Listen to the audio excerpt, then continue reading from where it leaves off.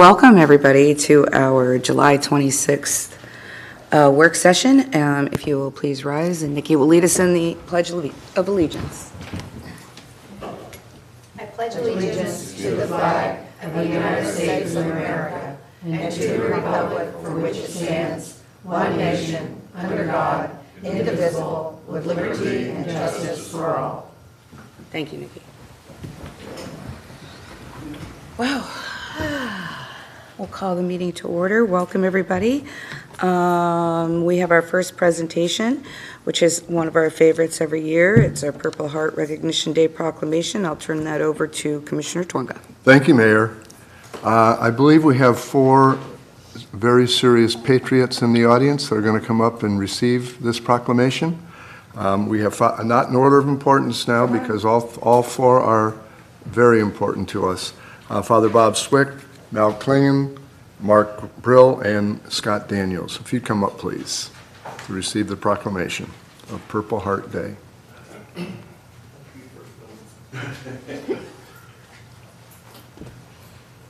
Morning. Good morning. And Vince is joining in as well. Have you all received one of these? We got one of these. We got a big one. Ours is bigger than yours. Yeah, yeah, we have a better one. All right, then let me begin. Purple Heart Recognition Day. Whereas August 7, 2022 marks the 240th anniversary of the inception of the Purple Heart Award and the 90th anniversary of the Military Order of the Purple Heart. And whereas August 7th has been officially designated as National Purple Heart Recognition Day in honor of those American veterans who have earned the military tribute by virtue of their bravery and sacrifice. And whereas the Purple Heart is specifically awarded to any member of the United States Armed Forces that has been wounded or killed in combat with the declared enemy of the United States. And whereas throughout history, brave and patriotic individuals have answered the call of duty and nobly engaged in the fight to eliminate the oppressive forces of tyranny that have threatened our freedom. And whereas on this 15th anniversary of the city of Dunedin being congressionally recognized as a Purple Heart City, the city celebrates Purple Heart Recognition Day and honors the sacrifice of our nation's men and women in uniform. Now, therefore, I, John Torringa, by virtue of the authority invested in the mayor of the city of Dunedin, Florida, and on behalf of the entire city commission, do proudly proclaim Sunday, August 7, 2022, as Purple Heart Recognition Day in Dunedin, and we ask everyone to pause and remember those extraordinary men and women and their families who made the ultimate sacrifice to preserve our freedom, and those who were willing to make that ultimate sacrifice and to pray for the safety of all those defending our nation today.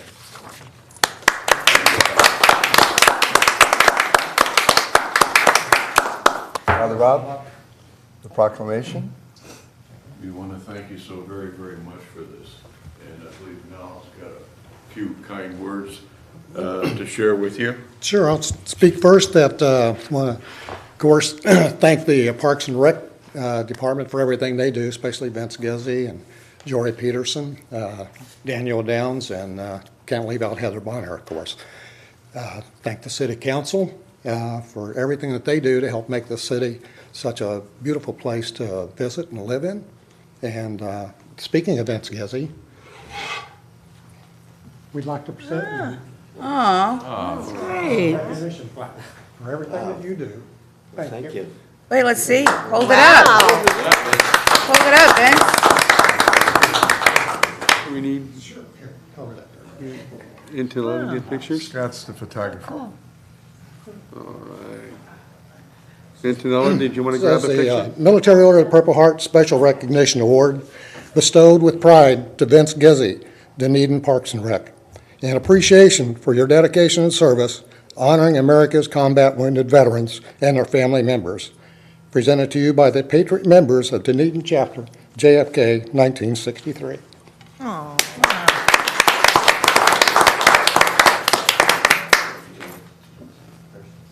ahead. Well, that was really a surprise and very unexpected, so thank you so much. And over the years, it's just been an honor and a pleasure working with Mal and Bob and Mark and Scott on this committee, as well as with the Military Advisory Committee that was recently formed as well. This is our 15th anniversary. We started out 15 years ago in 2008, actually August 7th, 2008 at 10 in the morning. It was a dedication where we unveiled the first Purple Heart Park in the state of Florida, which was really, really exciting. It was my first year working here for the city. The mayor then, actually I went back and I found a program from 15 years ago. And back then, the mayor was Bob Hackworth. The vice mayor was Mayor Julie Ward-Bajowski. One of our commissioners was Deborah Kynes. We also had on the commission Dave Eggers and Julie Scales at that time. Also at our first event dedication, we also had Congressman Bill Young, who spoke. Governor Charlie Crist sent a representative, and Tom Anderson, also our House representative, former mayor, also sent a representative to speak.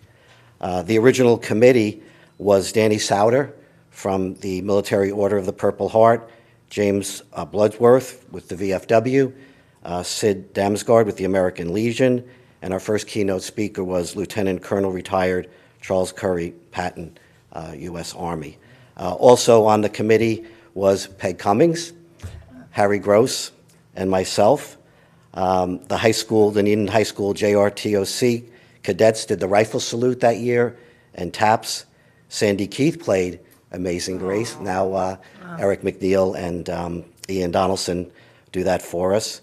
And there was also a special thanks given to Joe and Anna Kokalakis for their generous contribution of the park land. So, and again, with me also, Scott Daniels has been a longtime committee member, as well as several others over the years. And this year, we really have a very nice program. It'll be on Sunday evening, August 7th, 6 p.m. at Purple Heart Park. So thank you. And this was really very unexpected. And just thank you so much. Appreciate it. Thank you. Also, Danielle Teal is here with us this morning. Her and Jory Peterson pretty much take care of all the, they take care of all the Yeah, logistics. we've been seeing Danielle everywhere. Yes. She's like our best friend anymore. So, She's the one that guides us. thank you. Please. As Vince mentioned, it's been 15 years that the City Council of Dunedin and the citizens of Dunedin have honored and supported this effort and the park. And each year, it seems to get better and better, which is very exciting. We have enlisted the Sheriff's Department to do a flyover this year, which we've never done before. Nice. And we have Staff Sergeant Robbie Groover as our keynote speaker, who is a Purple Heart veteran. I was fortunate enough, as I am most times, to interview the keynote speaker and then present them at the event. So we hope you'll all be there. We appreciate your continued support. The flyer that we handed you will be in the shops in downtown each year. I get the pleasure to go see our local merchants and some other businesses in Dunedin to ask them to please put this flyer in their window a week before so we can get lots of citizens as well as visitors that come to Dunedin if they're in town on August 7th to participate and enjoy that event. So thank you again for your continued support. Thank you. Anyone else?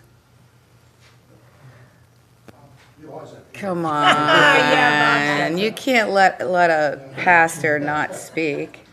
Not being prepared. We'll keep it under an hour. Okay. But we want to thank you all because, you know, there's an atmosphere. There's something special about Dunedin, and it starts here at the top, and it radiates on out with all sorts of organizations. And indeed, I think Purple Heart is such an integral part of our community. It's recognized for not only what it is, but what it does. And Robbie Groover is a young man, and he happens to also be my president of our Veterans Alliance here in the county. And he's the next generation. He's the upcoming, things are coming into his domain. And you'll see that he's a vibrant young man. He's dedicated to nonprofits, and he's a person that likes to give. And that's the word, that's the four-letter word that I so admire about Dunedin. This is a community of givers. Give, give, give, love, love. So thank you all, because you radiate it, you start it, and we try to perpetuate it. God bless you all. Thank you.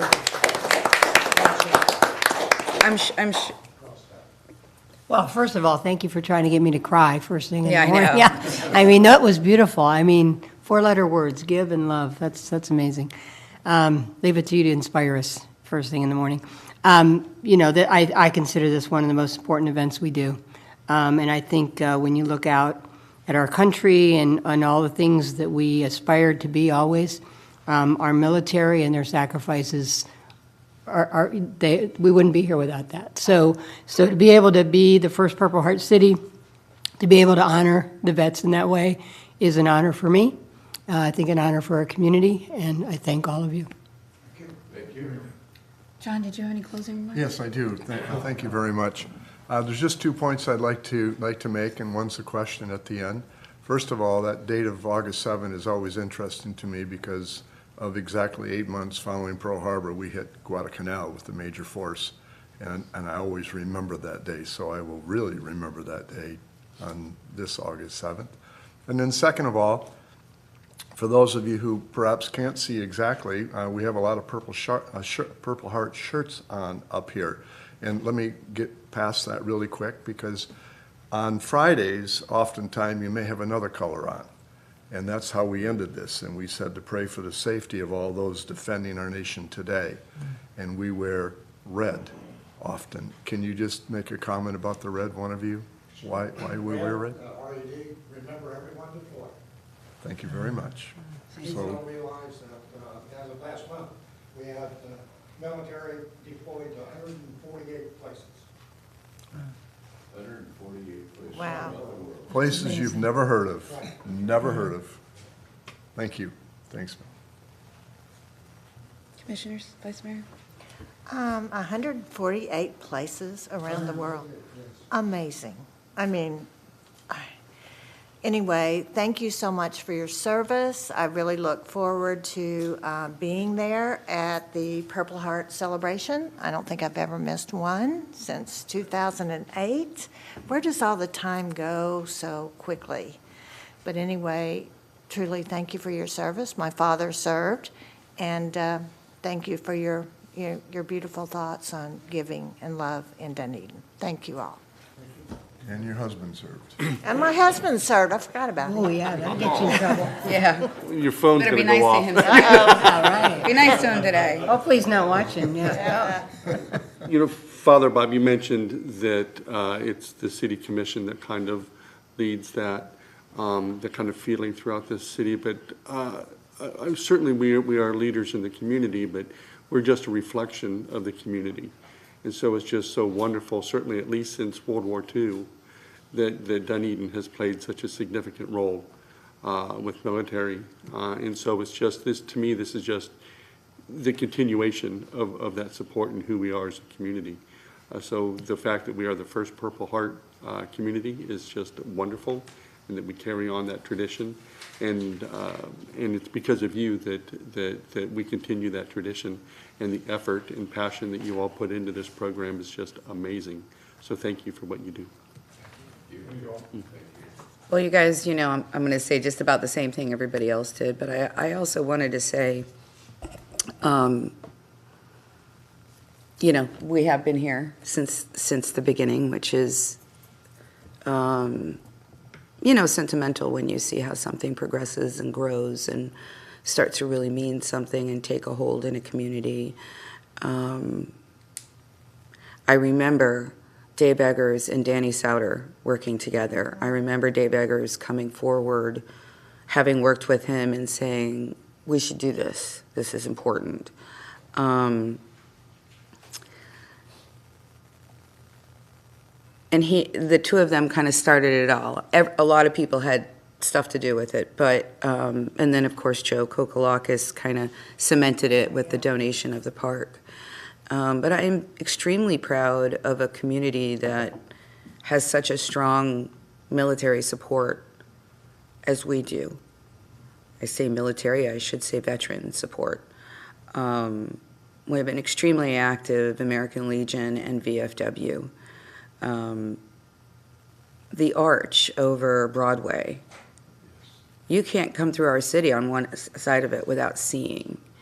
You should see the parents that I met during my son's high school years when their kids went off. They were always calling, hey, my son's coming home. You know, they knew, and that was just like something really special to them. So it's just all these different things, and the monuments that we have that Vince works on making sure they're updated or improved, or working with you and others to make sure they're in the right location.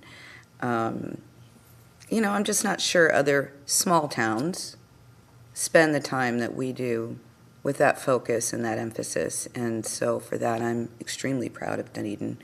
I want to thank you all very much for your service, and we will see you on hot Sunday. But at least it's at 6 instead of at 10 in the morning, you know? So thank you, guys. We really appreciate it, and I think Antonella's going to want to take pictures. Hey, Mayor, could I just add one thing? Because I know Father Ball will appreciate this. I was sitting there thinking, my father served in the Army Air Corps, and one of the things when he passed away that I got from my mother was it's a little prayer book. He carried it with him in World War II, the whole time in his backpack. I have that too. Yeah, and so, yeah.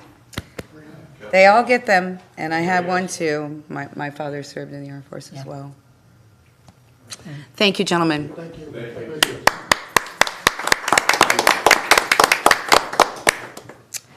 Okay, before we move on, I neglected to make an announcement this morning. Couple of things. First, welcome to Paul Stanek, who is sitting in for Jennifer Bramley, our city manager. We promise we won't torture you too much, but I am quite sure one of us is going to do something just to mess with you. It's like initiation. We do it to Jorge. And Jorge knows that, but Jennifer and Jorge are on Zoom for questions, so they're just not showing their videos for good reasons. We also They're have... not together, though. No, and we have Michelle sitting in for Rebecca, and we're sending wonderful well wishes to Rebecca while she is recuperating. What did I miss? No, I think I got it all. And Jennifer later on does have an update that she wants to give us. She needs about 10 minutes. So just for timing purposes, I just wanted to let you know that. Okay, we'll move on to citizen input. Anybody wish to come forward and speak to any item that is not already on the agenda? I see no one. Okay, we'll come back to our consent agenda, which is the approval of minutes for the June 9th and June 21st meetings. Can I have a motion to approve? So moved. Second. This is the consent agenda? Consent. I would like to. Oh, I'm sorry, I said minutes and I didn't go on to board and committees. My apologies. Let me restate what this is. Remove your motion, please. Oh, my motion is removed. Okay, so it's My consent. second is removed. Consent agenda, I wrote all over it, that's why I missed it, my apologies. Okay, consent agenda for the approval of minutes of June 9th and the 21st board and committee appointments, Committee on Aging and the Marine Advisory, the AARP Community Grant Challenge Memo of Understanding, the construction of Lift Station 10. Those are all the consent agenda items, and that's in the amount of $355,000 and change. Are there any items to be pulled? Mayor, gee, I wonder. Yes, ma'am. 2D, the lift station. The lift station, okay. Yeah, and I have one. I'd like to pull the AARP one. I'm sorry, what? I'd like to pull the AARP one. Okay, so what we will be taking a motion on is the minutes and the committee appointments. I also would like to pull 2D. Wow. That's the list. Well, That's the lift station. if you get to me, then I'm Okay, going to so have we to got pull that. something and we can start all over. No, we're still good on the minutes and the committee appointments. So Commissioner Franny? did So I- moved, yes. Okay. Second. And Vice Mayor, thank you. All in favor signify by saying aye. Aye. Aye. Any opposed? Motion passes unanimously. All right, so on 2C, I'm just going in order, not of order of pulled, but just in order of the agenda to keep life easy for everybody. The AARP Community Grant Challenge memo, is there just a question on that? I do. So I'll first say I'm certainly a fan of AARP, right? However, when I read the agreement, if it's $6,000, then it's great, right? But I was just like, sounds like part of our commitment is to put AARP signs all over the place. So I was concerned that it was too much of an advertisement than a gift. So I was just kind of responding. So on the agreement is for, as you mentioned, we were among 3,200 applicants that applied, and we received the grant. It is 6,200. It is for accessible picnic tables and interpretive signage that will be in front of the library. In the agreement, it does have where we have to note that it is AARP. So on the picnic tables, we're going to have kind of like the engraved letters, the logo on one side. And then on the interpretive signs, they will have little plaques on them that have AARP. So we won't walk in and it'll be like boom, boom, boom, this is and I the know we're all AARP confused facility. with Okay. ARPA, AARP, we've got Okay. a lot. So it's done classily, it's not done, like, yes. a billboard sign that. Yeah. Okay, Yeah. I just wanted to ask that question. Thank you, Phil. Not And huge this is a signage. part of the AARP age-friendly Right, program so- that we're involved with. Right, with so our it's Committee about on our Aging. livable communities. Right, But either way. No, no I matter get who's it. giving us money, you don't want it to be like yeah. billboard signs. All over. Okay. Because then to me, it's more advertising. Right. But thank you to ARP. Yes. Can I go ahead and ask Phyllis, because she's already up here, what are some of the things you'll be using the interpretive signage for? So the interpretive signage will be on the east side of the building on our playground area. So either when you're walking to the playground or walking to the library, depending on which direction. We're going to be switching those out, the signage that's inside of it, and working on different things, history of the library, history of the city, baseball in Dunedin. Obviously, we're going to have that Kellogg exhibit, so we're working with the Garden Club. They are going to be planting plants from the Kellogg House, so we're going to have interpretive signs with all of the plants and explaining what they are. So we're really excited to have that option to have those kind of talking points and stories in a way that people can intergenerationally experience. That's wonderful, Phyllis. Yeah. Thank you. Thank you. And if I Congratulations. may, I have one little thing about AARP and the livable city, and I want to share how livable Dunedin is. My grandmother, Louise Metz, who lives at Meese Life, is turning, and she's an independent living, she's turning 100 on August 11th. Oh, my God. Just wanted to share how livable our community is. Oh, that's Well, wait, fabulous. Michelle, will you work with Phyllis? Usually when someone has a birthday like that, we'll do like a proclamation or a letter or something. We need to do that. She lives in Dunedin, we need to do something. And I mean, it doesn't have to be here, but we need to have something for you. Oh, I'm sure she'd invite you to her happy hour. Okay. That's So exactly what will she you did. work with her to put something together about her 100 years and how will do. appreciative Okay. of her we are? Thank you. Thank you. Okay. Any other questions? You guys good? Nope. Okay, can I have a motion to approve the grant challenge memo? So moved. Second. Commissioner Franny and Vice Mayor Kynes.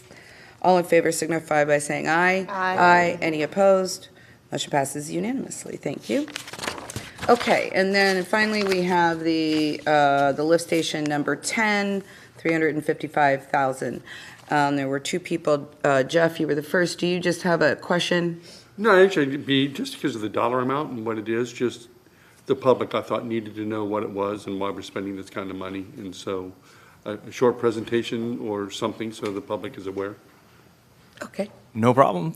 Thank you, Mayor, Vice Mayor, Commissioners. My name is Matt Woodham. I'm a senior utility engineer with the City of Dunedin. This item is pertaining to the construction of a portion for Lift Station 10 Force Main, which is routed within the project proximity of the new City Hall. The design is already complete for all of the force main replacements, but Lift Station 10 Force Main was most important, and we wanted to get in coordination with the grand opening for City Hall, and that includes the pavement of Loudon Avenue and Virginia Street. In doing so, we were able to break out the section that would need to get in the ground prior to the new pavement along Loudon and Virginia. And we are here to recommend the award for this estimate and the inclusion of this segment of the force main, which will go in dry, to TLC Diversified. If you have any questions, I would be happy to answer them for you. Any further questions, Chuck? Yeah, so and it is budgeted, but is it budgeted to be done this year? Is it we on the timeline to get this done? Or are we doing it early for a reason? We advanced the timeline to match the scheduling for City Hall. As you know, that's a pretty intensive project. Right now, they're using Loudon to traverse the parking area where they're doing stored goods and supplies, and then running those materials across Loudon Avenue into the building and as they're constructing. So there's a very tight window between ability to get those supplies across Loudon Avenue and then also meet the schedule for opening while at the same time getting the new pavement down, including the crosswalks, et cetera. Okay, so we're doing this now just to time it with the new City Hall and the fact that we don't have to tear Loudon up twice. Absolutely. Right, so we're saving money, we're being more efficient. Yes, sir. And this is a budgeted item. Well done. So that's all that I thought the public needed to know about. Okay. Commissioner Tonga? Thank you very much. In concert with that response, I had asked those questions yesterday in quite some detail. And so, just so that we understand, how many of lift stations do we have in Dunedin? I consider the official one's 43, but I believe there's upper 46 to 50, but they would be compact lift stations, things like the marina, et cetera. And the larger lift stations are very expensive when we do those. Yes. And so this price is in the same price area as a major lift station, correct, when we redo it? It is important to understand that this is just the force main. It is the pipe that is carrying the waste that is driven from the lift station, and that is the section that we're worried about. The age on them, as predicted with the project generation, was installation construction between the 50s and 60s, so it's time for replacement. And so I had to ask the question because it seemed like such a large amount of money, okay, and you take, just say, I use 40, just for easy. So I just say we have 40 lift stations, and I look at what the price of just doing this, for example. And of course, I was asking about why we were doing it now, of course, all those same questions. But it really has nothing to do with the new City Hall from the standpoint of this was scheduled on the schedule. I confirmed that, and it's just a good timely basis. Now, we piggyback on the county to do this, and we would have piggybacked on the county to do this whenever we had done this, correct? We will attempt that. This is also prepared to be bid out, the all-encompassing project, which does include more force mains. But we are, as we've discussed previously, we did the same with the Saracen Avenue reclaimed, where we had this type of discussion. We're very confident in this piggyback, and we're confident that we're getting a competitive price, if not below market at this time. That you just answered my main question. Thank you. Any other questions? Okay. Can I have a motion to approve? So moved. Second. Okay, Commissioner Gao and Commissioner Tonga, thank you. All in favor signify by saying aye. Aye. Any opposed? Motion passes unanimously. All right, we'll move to action items, which is, first item is a fiscal year 2022 second budget amendment. Staff is recommending that we postpone Resolution 2210 until the August 16th meeting, which is a date certain. Can I have a motion to postpone? Postpone budget amendment until a date certain of August 16th. Second. Vice Mayor and Commissioner Franny, thank you. All in favor signify by saying aye. Aye. Any opposed? Motion passes unanimously.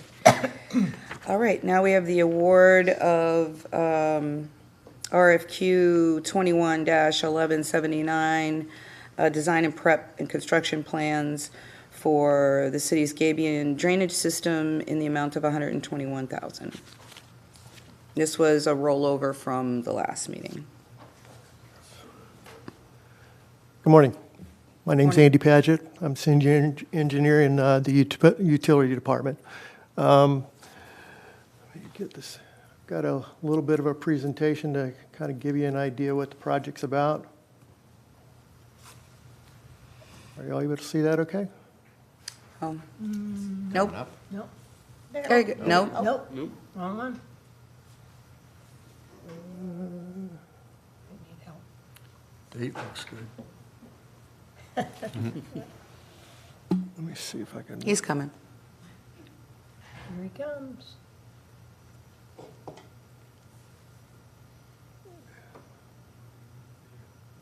I think I probably just need to close these.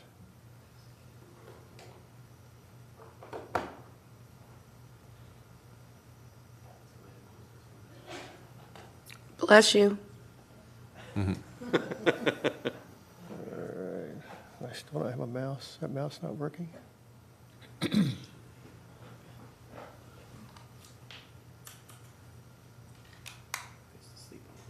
Okay. Be all set. All right. Thank you. The city of Dunedin has approximately 2.5 miles of ditch that are Gabien supported. Can you make sure your microphone's on? You have to look down. How's that? Is the little red, is Yes, it on? ma'am. Okay, yeah, talk a little closer to the Okay, microphone. doke. There were 5 sections of ditch that we ended up looking at. They were St. Catherine, Pinehurst, St. Christopher, Ranchwood, Ravenwood, and that's north and south sections. Pannoni and Associates were the one that ended up doing the assessment. We got that approved back in June of last year. And since then, they have finished up the assessment. And when they went out there, they were out there about 3 or 4 days. They ended up doing some visuals, got links on the project and the nature of the issues that were out there. They went and set up a category of how to rate the projects. And they, you can see that highlighted there where the worst case would be the repairs. Then we got some cases where they're deforming, and then also just some that have some issues that are noticed, and then we have some that are, in good condition. The next one kind of gives you an idea where our Gabien projects is that we've got approximately 2.5 miles of Gabien ditches out there, and almost 2 miles of that is in really good condition. We only have a small amount of it, about 1,000 feet of it is not in very good condition, and that's on Pinehurst Road, or the ditch that intersects Pinehurst Road.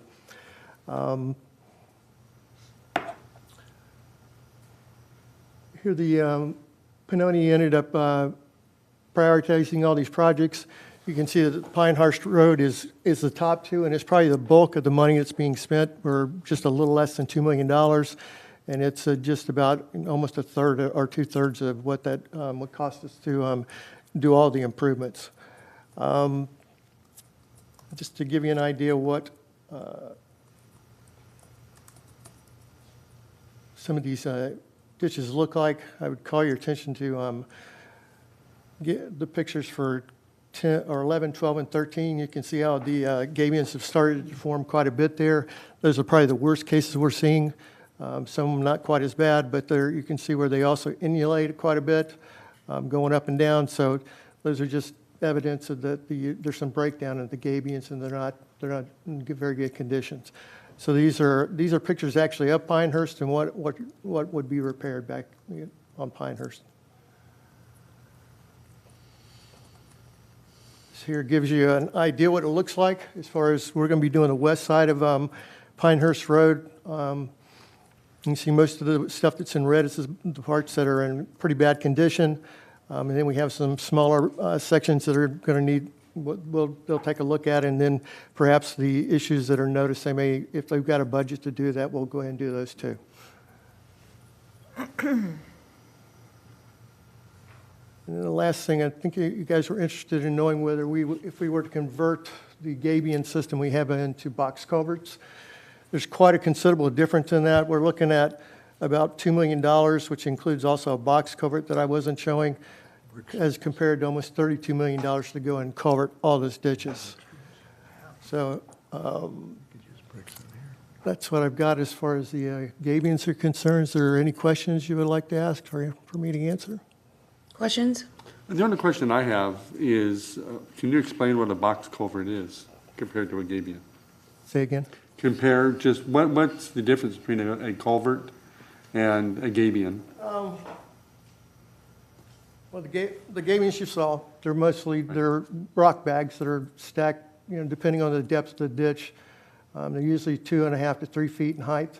So some of these ditches are 10 and 15 feet deep. So we have some of them that are 3 and 4 layers. They're open, though. Gabiens are They open are. They're an versus open ditch culverts are system. not. The box culvert system is a closed system, and so it would,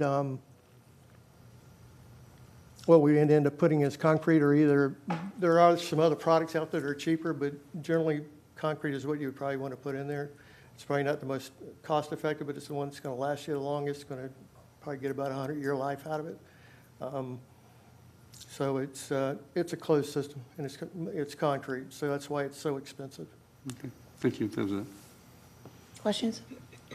So, just to refresh my memory, the Pinehurst cost of, just the Pinehurst cost of box culverts to the cost of Gabien repairs was about $10 million to $1 million. Yes, ma'am. Thank you. Questions? So is a box culvert versus a Gabiens, I mean, is one more environmentally friendly versus the other? The Gabiens, because it's an open system. Right, so Yeah, the open's box always, culverts, not only do your wildlife have no access to it, it doesn't really help with the water quality because you really need sunshine in order to, right. improve the water quality. So just to date myself, I remember when that exact section of Gabiens was going in and Keith Fogarty was on one of the big machines. Traco. Yes. Yeah. It was funny.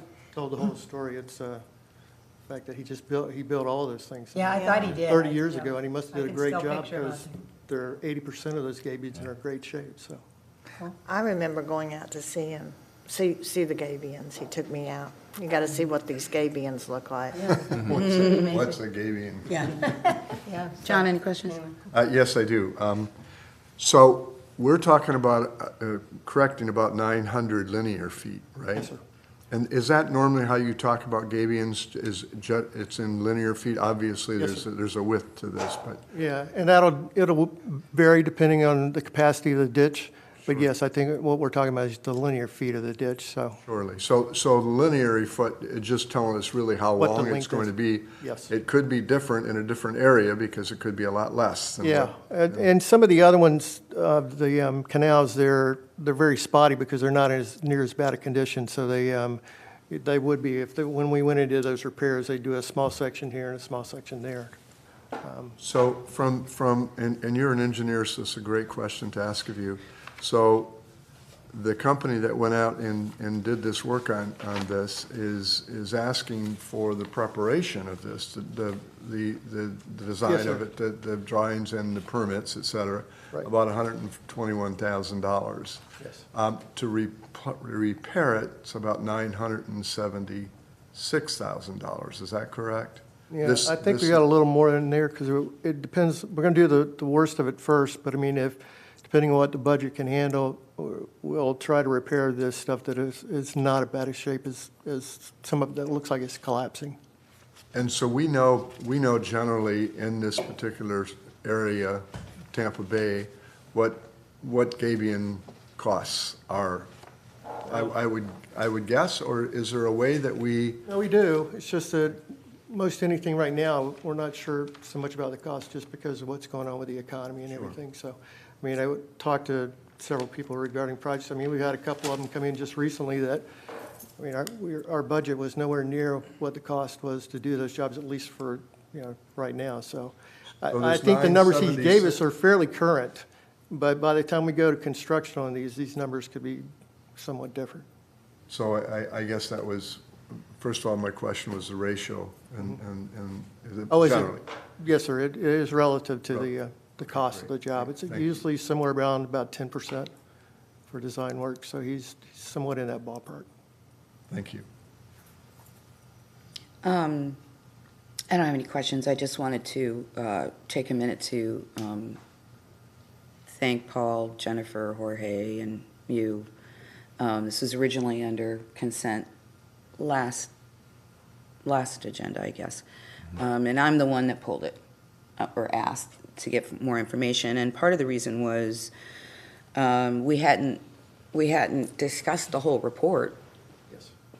And, when I went back and looked at the minutes, I just assumed that report would come back to us to talk to us about what the conditions were of everything, so that we kind of understood that. And we're going to go do the rate study for stormwater, which will now include, which was part of the reason we did all this, will include all these things as part of that rate study. So I felt it was important that we didn't miss the step of telling us what is the condition of our system. That was number one. But then number two, I wanted to know what was the cost difference between Gabien and Box Culvert. And the reason I wanted to know that is I do know there's environmental differences. I do know that. And I know that we do our best to keep them clean. But if we talk about neighborhood livability and quality, if you go see some of these things in somebody's backyard, they look terrible. Terrible. And it, that bothers me a lot. And I know it's just visual and are you going to spend this amount of money, to do, but I just felt it was important to at least acknowledge that we know these things do not enhance a neighborhood. Mm-hmm. And if we're talking about focusing on areas that are not just downtown, these big, huge, ugly things with trash and floating stuff in the back of somebody's yard, they just look bad. And so I was hoping that there might be a way, having seen the numbers, I can clearly see there isn't, but that there might be a way that at least in some areas we could improve the look of this stuff for neighborhood quality of life and improvement. And that was my purpose, kind of the next step, because when we did our old stormwater master plan, everything was focused on flooding. And we said this is sort of step 2. Some of it is going to be that lower level flooding, and some of it's going to be aesthetics, and some of it's, because it all goes together. So I just wanted to see what does that look like, and I thought I made that clear a year ago when we were talking about this, but nobody mentioned it. So that's why I pulled it. Clearly we see the numbers isn't anything that we can afford, but I tell you why I wanted to know this. I just hope that you all, as you have more projects as time changes, including, our city manager, Paul, you guys, just keep that in mind. I know all of you are budget conscious, and I count on you for that. But I also know that it's like our brick streets. Would it be so much cheaper to rip them up and throw pavement? Of course, but there is Not in the long run. but there is aesthetics that are involved, a little bit more than this, but you understand where I'm going, and I do think that there's a lot of value because most of these places are in our older neighborhoods. We want them to keep revitalizing. We want them to improve. We encourage them to remodel their homes. It's just hard when you have a big, ugly, trash-filled ditch in the backyard. But back then, that's all you could do. You didn't do the other part. So, anyway, And sedimentation is also a concern. We have put an enormous amount of money into, this was when you were on the commission previously, we spent something like $20 million on projects to reduce flooding, but to reduce sedimentation upstream. So that when we got downstream, like to Curlew and Cedar Creek, that we could possibly rehab Cedar Creek and those things. These ditches carry sedimentation. When they're closed, it's not that it's not there, but it carries less.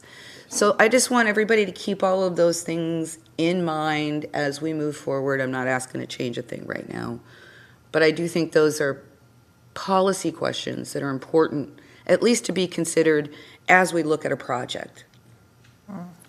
You know, one thing that you're talking about that I remember seeing is that a lot of people were worried about their erosion of their yards. So, you know, it's also a stabilizing factor to those yards. You know, maybe we'd really like the culverts, but, you know, 10 to 1. But, you know, that's what I saw. People were saying it just keeps eroding. No, I totally agree.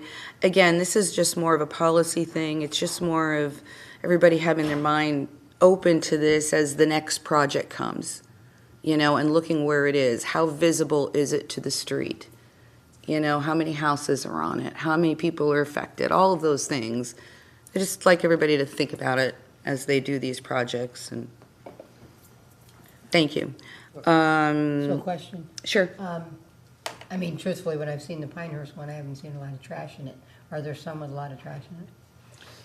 I mean, yeah, you can have trash. Ranchwood's a mess. It's, Okay. you know, Wonders, that's it's right. an Ranchwood, open conveyance yeah. system, so no matter whether it was a creek or, you know, a Gabien system, you know, if people don't pick up after themselves, then it's going to end up somewhere, and that's going to be the lowest point, so.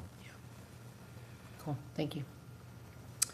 Okay, can I have a, where am I? Can I have a motion to approve this RFQ 211179? So, second. Well, whatever. Okay, You go first. Vice Mayor and then Commissioner Franny. Thank you. That's fine.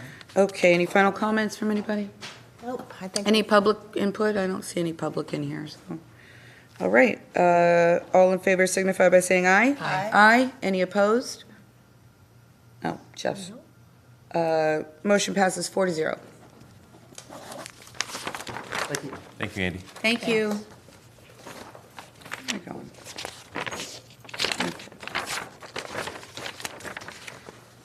All right, then we have the proposed agenda for August 16th work session, which has got a couple of things on there, but then mostly our budget, our final budget follow-up.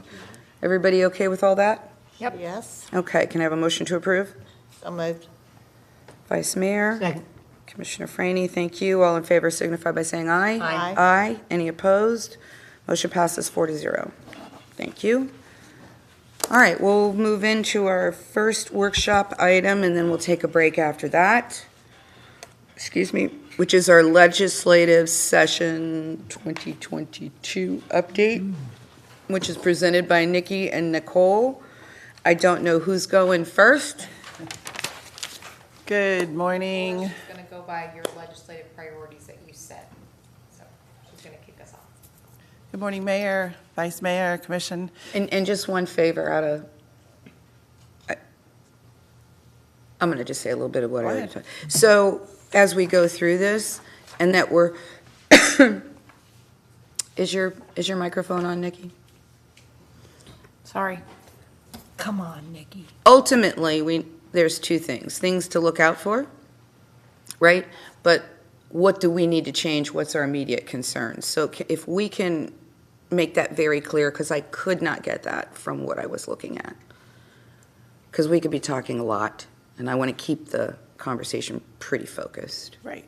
So as we looked at these last year, when Nikki provided all the details, I actually took that information, consolidated into a spreadsheet, and then indicated whether it was just informational or an action where we actually had to change some sort of policy, procedure, ordinance, whatever it may be.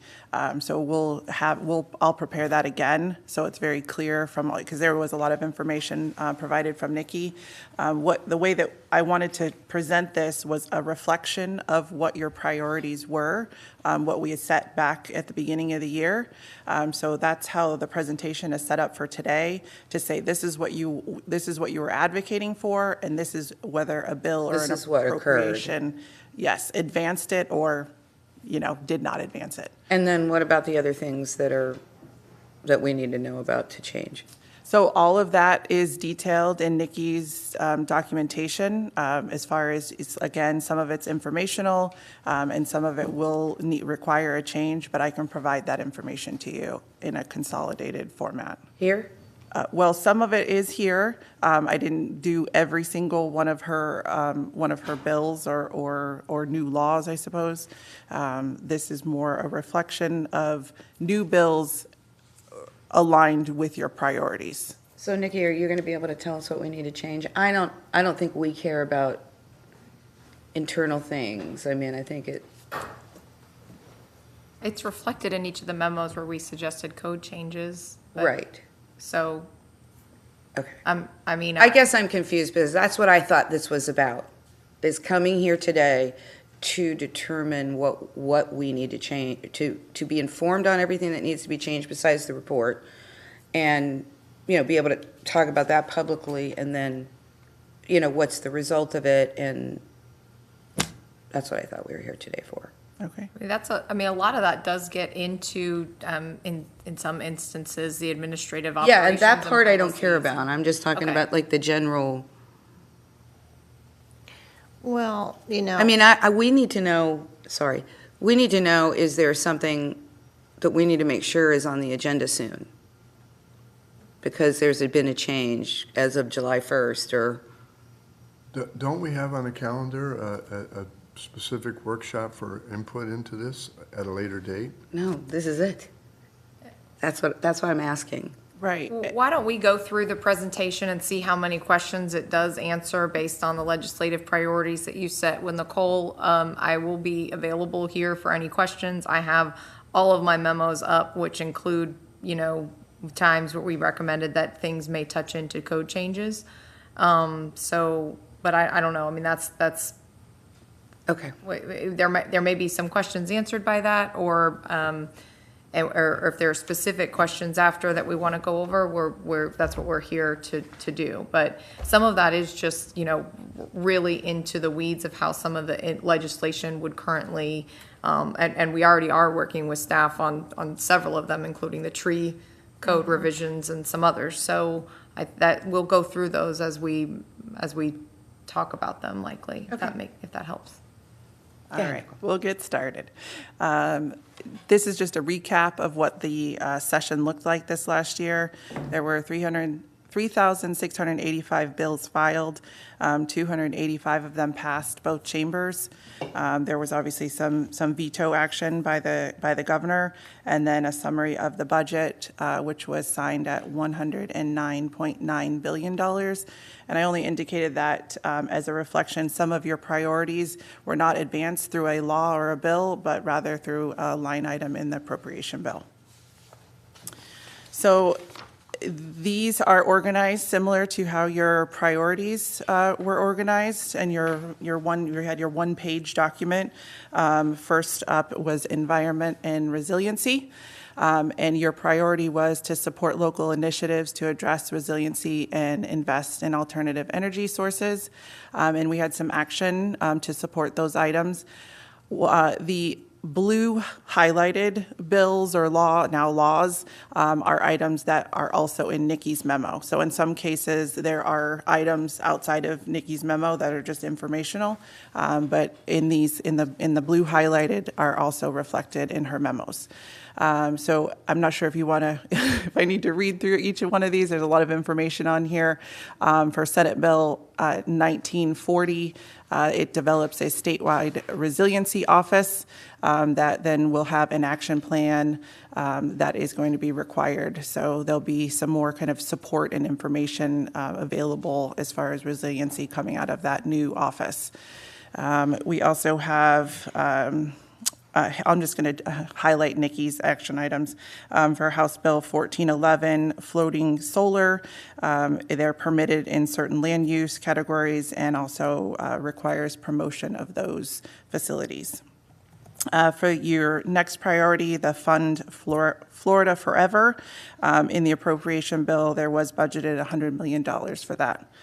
And then for tree pruning and removal, which we briefly touched on, the language in this bill kind of put some clarifications in place as far as addressing how people were kind of clear-cutting properties. So they've put some identification as far as what is unacceptable risk to persons or property, and then also defined residential property as single-family detached building. Okay, don't go any further. Yeah, I didn't know if we were going to Nope, ask. go ahead. So I know Just do it as we go. Craig's here. Come on and up, Craig. I was just curious, based on these changes, if you could articulate what you see as the big differences. Absolutely, thank you. The biggest thing is they've defined residential property. That was kind of loosely defined before. Now they've kind of honed it in on there. And you may remember originally when the statute was passed, they utilized the International Society of Arboriculture's name, and they implemented some terms. Some of those terms did not exist within the language in that industry, so they've since kind of clarified some of those terms and switched some of those out. They defined residential property.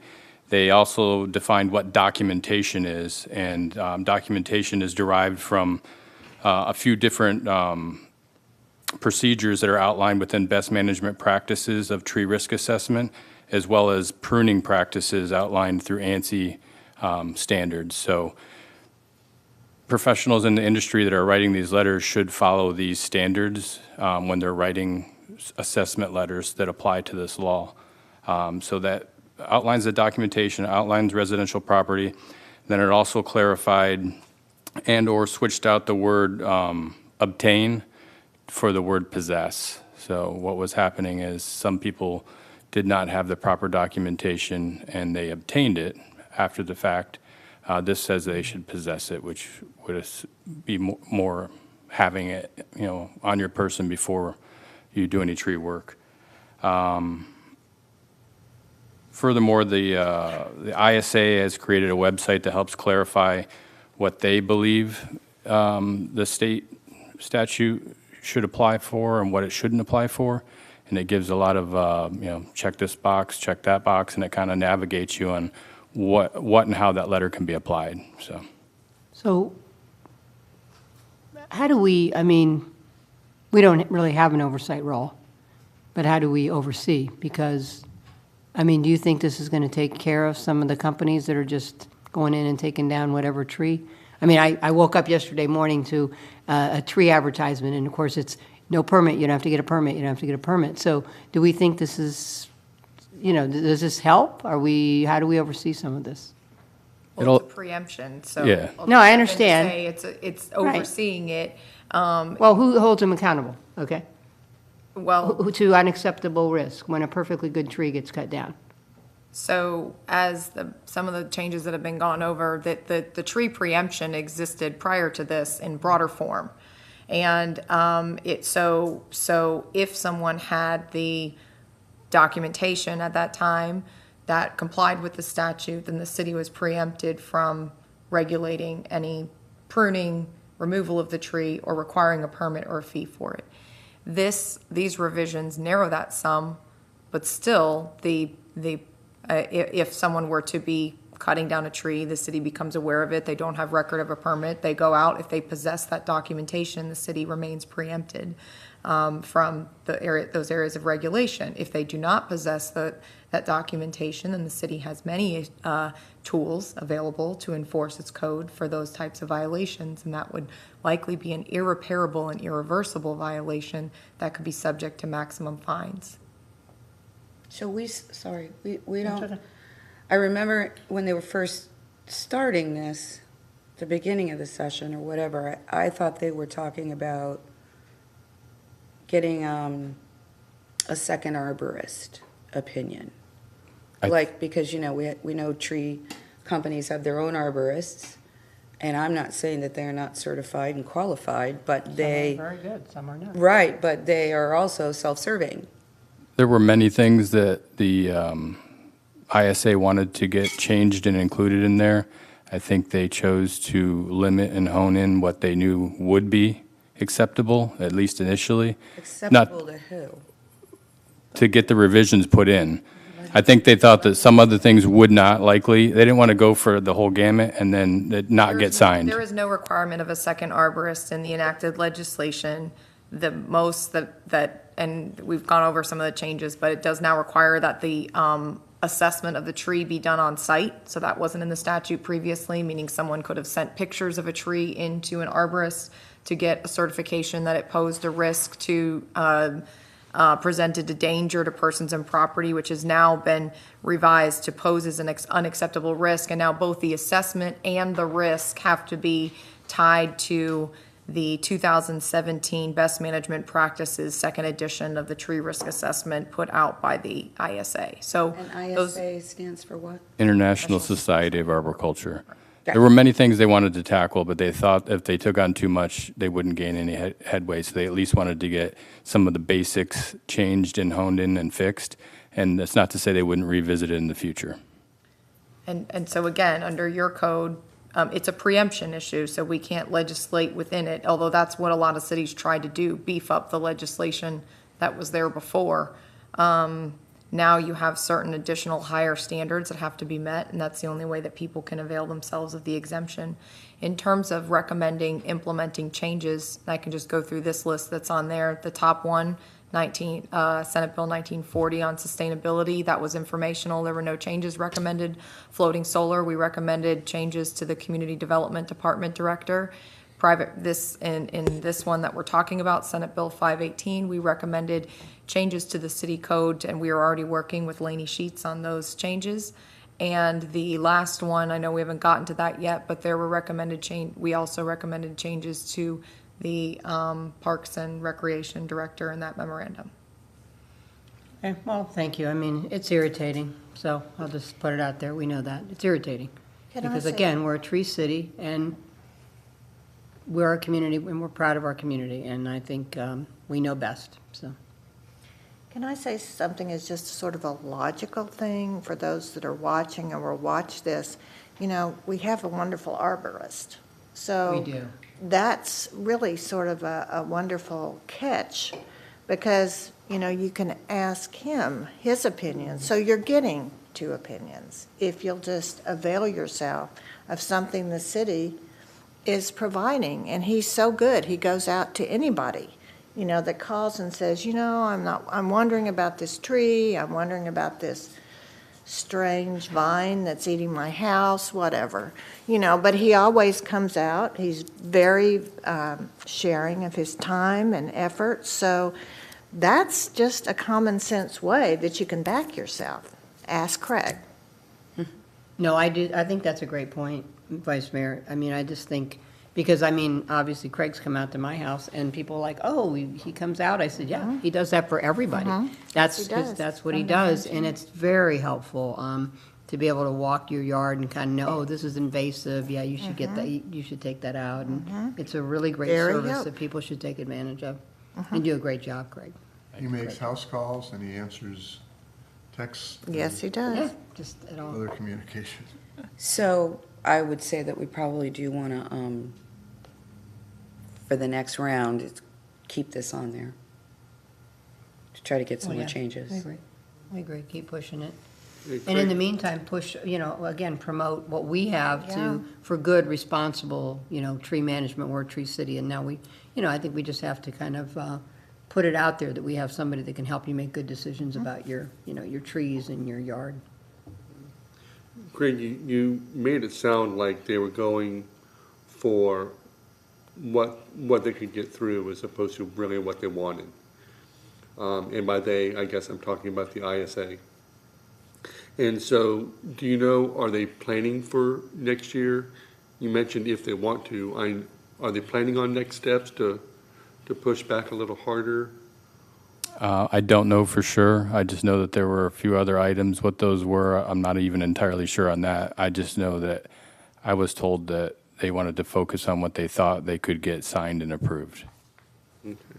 And I know that what we did get passed this year, I know we don't have any oversight over it, but do you see the way those changes were made? Is it going to cut down on what we felt were abuses within the preemption? Some, but not entirely. So it still is going to come down to ethics within that community. Hopefully, we're very ethical. Okay. So as Nikki had mentioned for the last item, thank you, Craig. Thank you, Craig. Thank you. For the last item, Environmental Conservation, Senate Bill 224. This gives municipalities the authority to restrict smoking on public beaches and in public parks. So if you were so inclined to take that action, you have the authority to do so. Can I go back before we leave this page? Yep. And I was just, we did speak with Vince Gizzi and the parks to look at what was administrative and regulated by parks, who did recommend if this, because you're in a charter city within a charter county and the county also preempts certain authority to regulate its own parks, we recommended that if the city were to go down the road of regulating in this area, it not be done administratively, it be a code change that come to you. Now, you asked the county, then is that what you're saying? It would not be County done? charter, it currently, prior to any of this, already said the county controls county parks, even within a municipality in Pinellas County. And when you have a charter county and a charter city, the county will trump the city. So we're sort of waiting to see what the county is going to do? County parks or No, city parks? county parks. County. Just county parks. Correct. I don't think we have any county parks. The law says that it extends to county-owned parks located within the city as long as it doesn't conflict with a county ordinance. And I'm telling you, in Pinellas County, Pinellas County regulates their own parks. Like, for instance, Tarpon has Fred Howard. Right. Right. But That's a So that would county not park. impact. We don't have that. any. so. Correct. That's a good example. That's a good example. And Oh, also, yeah, That's Causeway. true, Causeway. Yeah, good point. this is an They don't interest. call it a park, though. They don't call it a No, park. it's a street right Which is away. another reason to call it a park. It's not a park. The other curious thing, it's not included on the summary, but it's a really short part of the memo. The unfiltered cigars are accepted, so I guess that's Ridiculous. You're saying. That is so ridiculous, but I'm just saying. Well, I think it comes to the litter rather than the smoke, although both are environmental I think, concerns. those are aggravating. there's a lot of people who powerfully lobby to be able to celebrate with cigars in parks. I don't know. Nothing better than a hot July day. And a nice cigar to celebrate your first. It's a man thing, okay? It's me as a man thing. That's sorry. making me a little queasy. Oh, it totally is. But Totally a man thing. Yes, so, Lord.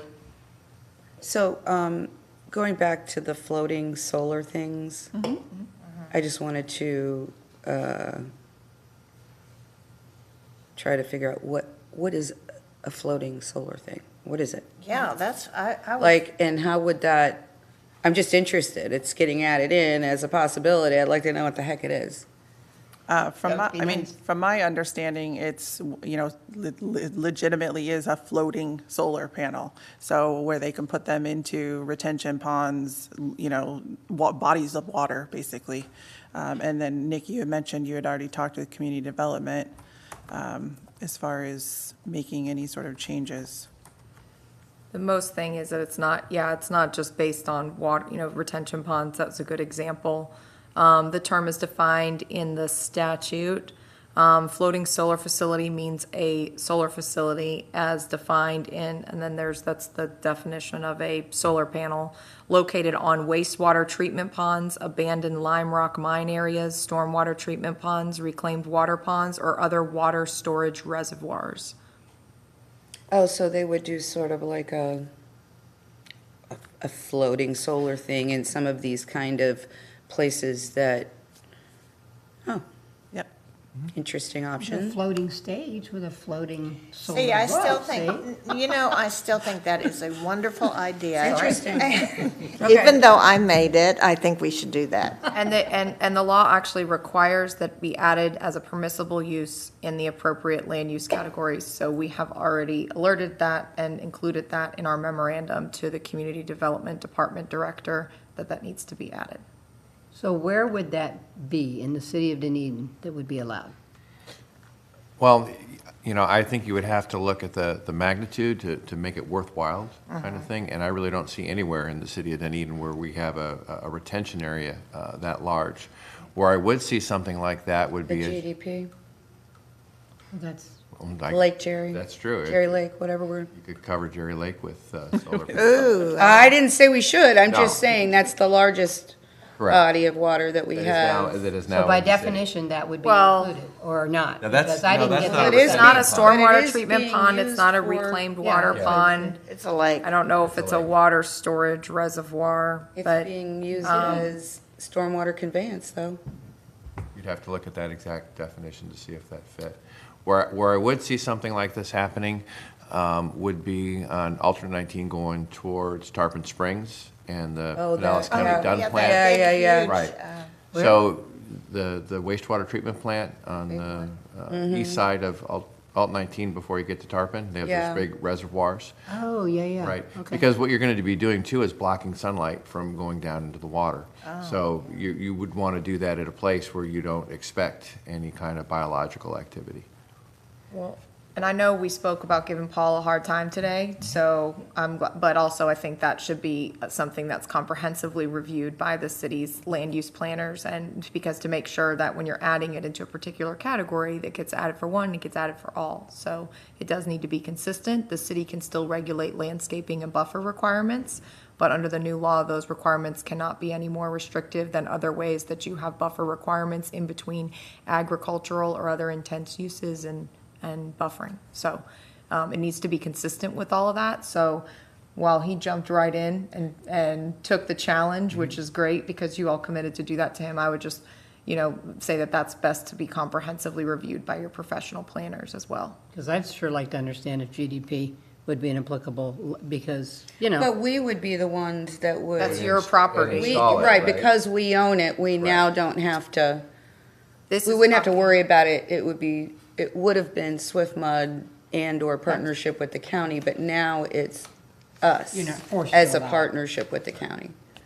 Right, and we would not be doing that. No, right, that's what I just. right, so, wanna but make sure I we're just not needed forced to understand, and I was, because I had like visions of property along the coast, That's what putting like floating solar things outside their back Yeah. docks or something. Or in the Sound or Gulf. That's what I was wondering about. You're only talking about, think inland wastewater treatment and stormwater treatment. Okay. But that's, And but don't think Everglades, because that is excluded. so before this, we couldn't do that?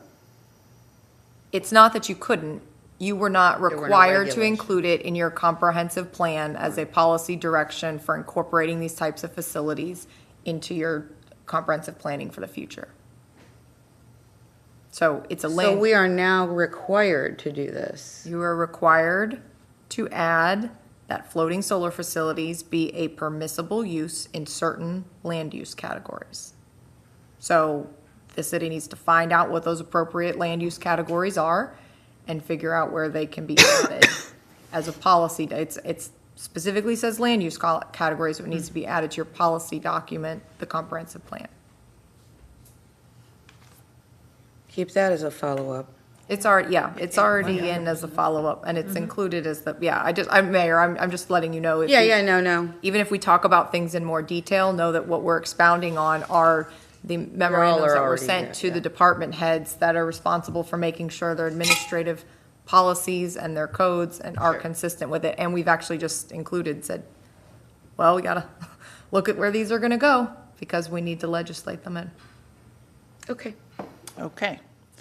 So into transportation and infrastructure, again, your priority list about regards to supporting multimodal Sorry, infrastructure. before you do that, Yes. at some point, are we going to talk about the smoking issue? Is that one of the follow-ups in the parks? I mean, I don't know if Recreation is going to have a recommendation, or if Rec and Parks is going to have a recommendation on that. Is that going to be a discussion? Well, Lainey's here, so she can maybe say what their plan is, but we did, as I I mean, mentioned, what we recommended. I don't know the pros and Because cons, your but- parks are administered and run by the city manager, what we recommended, though, because there's this preemption thing with the county, was that if a change is going to be made in this area, that it be that it be added to the city's code, and I can allow parks to speak to what their Yeah, I was intent just are. curious if we have a plan on that, or. Yes, good morning, Lainey Sheets, Administration Superintendent. So when this first came about, let me actually backtrack. When the city first did our parks and recreation ordinances 10 years ago, the city did, with our advisory committees, pursue adding regulations to smoking within certain areas of our parks. Some of the areas that we discussed were athletic fields, playgrounds, our pool facilities, and our environmentally sensitive areas. Those are the 4 areas that we were looking at. As a recommendation of our Parks and Rec Advisory Committee, we went through that process. We consulted with our city attorney at the time, and were able to bring back to them that at that time was not permissible by the state, what was then called the Indoor Clean Air Act.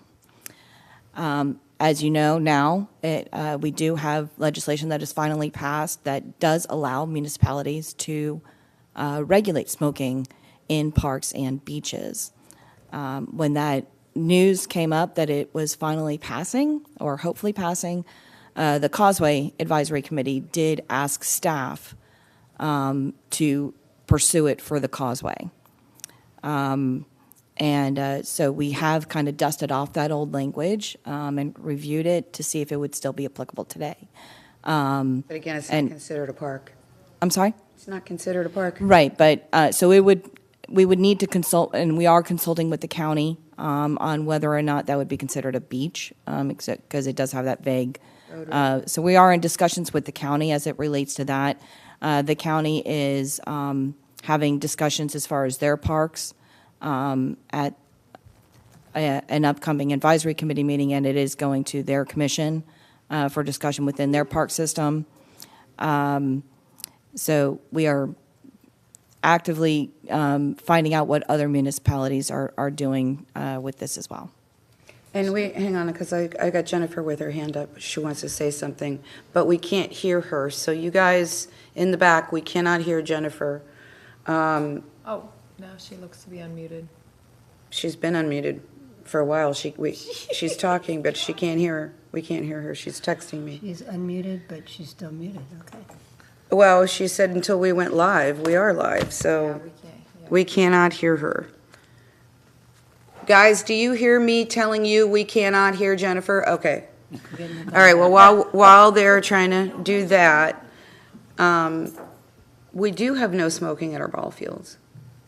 So the Little League, as a part of their program administration, has, if you want to be a participant in Little League, then these are the rules of their organization, and it does say no smoking. But if a random bystander came by, that is, so they can kick them out of their program for not complying with they it. they Right. have these signs on the Right. backstops everywhere, and it looks like city ordinance something. I don't remember, but they look official. Yeah, there is no city ordinance that can be enforced by. So they enforce it by their own program rules. That basically, comply with their rules for participation in their program, they can, Right. suspend, expel, whatever. Okay. Okay. Well, I mean, obviously, I know that in some cases it's a big litter issue. That's one of the big issues. So, I think it's worthy of a discussion. Obviously, we have a Dunedin resident that's on the Parks, I guess, Conservation and Parks Board or whatever, so I'll be curious to see what their discussions are. That's Peg Cummings, Dave Eggers' appointee, so I guess we can ask her. Yeah. Did going on with them? you did say it was going before the county soon. They're going to be, you did. Yeah, so we are in discussions with Paul Causey, their director. They are discussing it within their advisory committee and bringing it to their city commission as well with those recommendations. But again, as Nikki stated, we can, mimic what they do, but anything that they enact would apply strictly to their parks and not to ours. I do think we need to say what they're going to do. Well, you try to be consistent. too. Yeah. I mean, if you can, Right. because So then that it's people not are confused confusing. about, well, And- I'm in this park, so I got to do this. Well, it's just Yeah, like within- most places, exactly what you said, the environmental sensitive areas, where the kids are, those things. And I mean, you can have one little area, here's your smoking area of the entire park, and here's a big ass ashtray, use it. Don't litter. You know what I'm saying? Yeah, unfortunately, and if we could. But you know what I mean? We Go could in get the Jennifer minutes. on, I know what she's going to say. Anyway, After just doing it all day. Jennifer, can you try to speak again? I am unmuted now. Can you hear me? Oh, I hear her somewhere. I hear something, but I don't hear, I hear you, but I don't hear you. And they're working on it. Michael, I can hear you. I just want to make sure the volume on this thing is up. Yeah, my volume's up. We're starting to hear you. Yeah, I hear you loud and clear through the Zoom meeting. Yeah. The voice from above. Good morning, Mayor. Can you hear me now? This is the Wizard of Oz. Yeah, no. Wizard I of mean, Oz. I no. can hear you, but it's Sort of Yeah, feel it's like not, it. it's you're behind barely. the curtain, and,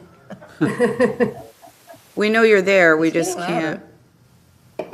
It's going to be brilliant whenever we can hear you, I'm sure. Yeah. All right, Maybe so say is why don't amazing. we just keep, Can we hear now? not enough. Not enough. That's for- okay. There we go. There you are. There we you go. are. Got it. Speak again? There we are. Good morning, everyone. Good morning. Sorry about that. This is the Wizard of Oz, like I said. Pull back the curtain. Thank you for allowing me to zoom in. And thank you for allowing me to speak too. I think it's a really good discussion, Mayor and Commissioners. We would like to do some additional analysis and see what the county's doing and go through our committees as well. We have lots of really active committees, and then make a recommendation to the City Commission. So I think that there's a lot of work to be done on this item. Good start by the state legislature, but let us, if you will, have a look at the impact on our city and make a recommendation to all of you. Thank you. Thank you. Okay, transportation and infrastructure? All right, thank you, Lainey. All right. One of your priorities to support multimodal infrastructure. Again, this was just a part of the appropriation bill. The dollar amount looks pretty significant there, $867 million for rail transit programs. Within that, there's $4 million allocated for grants to serve the transportation disadvantaged. And then there's some county grants that can be applied for a project to provide regional mobility. So there would definitely be some work to access any of that funding, but there is some funding there. As far as the funding electric vehicle charging stations, there was a bill. It failed. Of course it did. Yeah, of course, yeah. I think there is some room in potentially the federal infrastructure bill to apply for grants that support that priority. And then as far as infrastructure investments and technology innovation for water and wastewater, there was a pretty significant piece of appropriation, $558 million, which had several specific water programs and grants. And then also the bill, or the now law, that Nikki had provided the memo, Senate Bill 1764 for solid waste, which provides grants to facilities engaged in agreements with electrical utilities. Any questions on any of these items? I do. I do Highlighted too. one was a grant informational opportunity. It is only available to municipal solid waste to energy facilities that use an enclosed device using controlled combustion to break down waste and produce energy. So I don't know if we have one of those. Well, we certainly do not. We don't. This would be Pinellas County and their waste-to-energy plant, so. There's 10 million to septic incentive program. Have you looked at that yet, Paul? No, I have not. I mean, you yourself have been working on that. So Yes, I think that would be, Yeah, I mean, in both the state and obviously the federal infrastructure bill, there's a massive amount of funding that is available, through grant, application process. So, I mean, to kind of, really dig into, I started to research grants. The list is intensively long.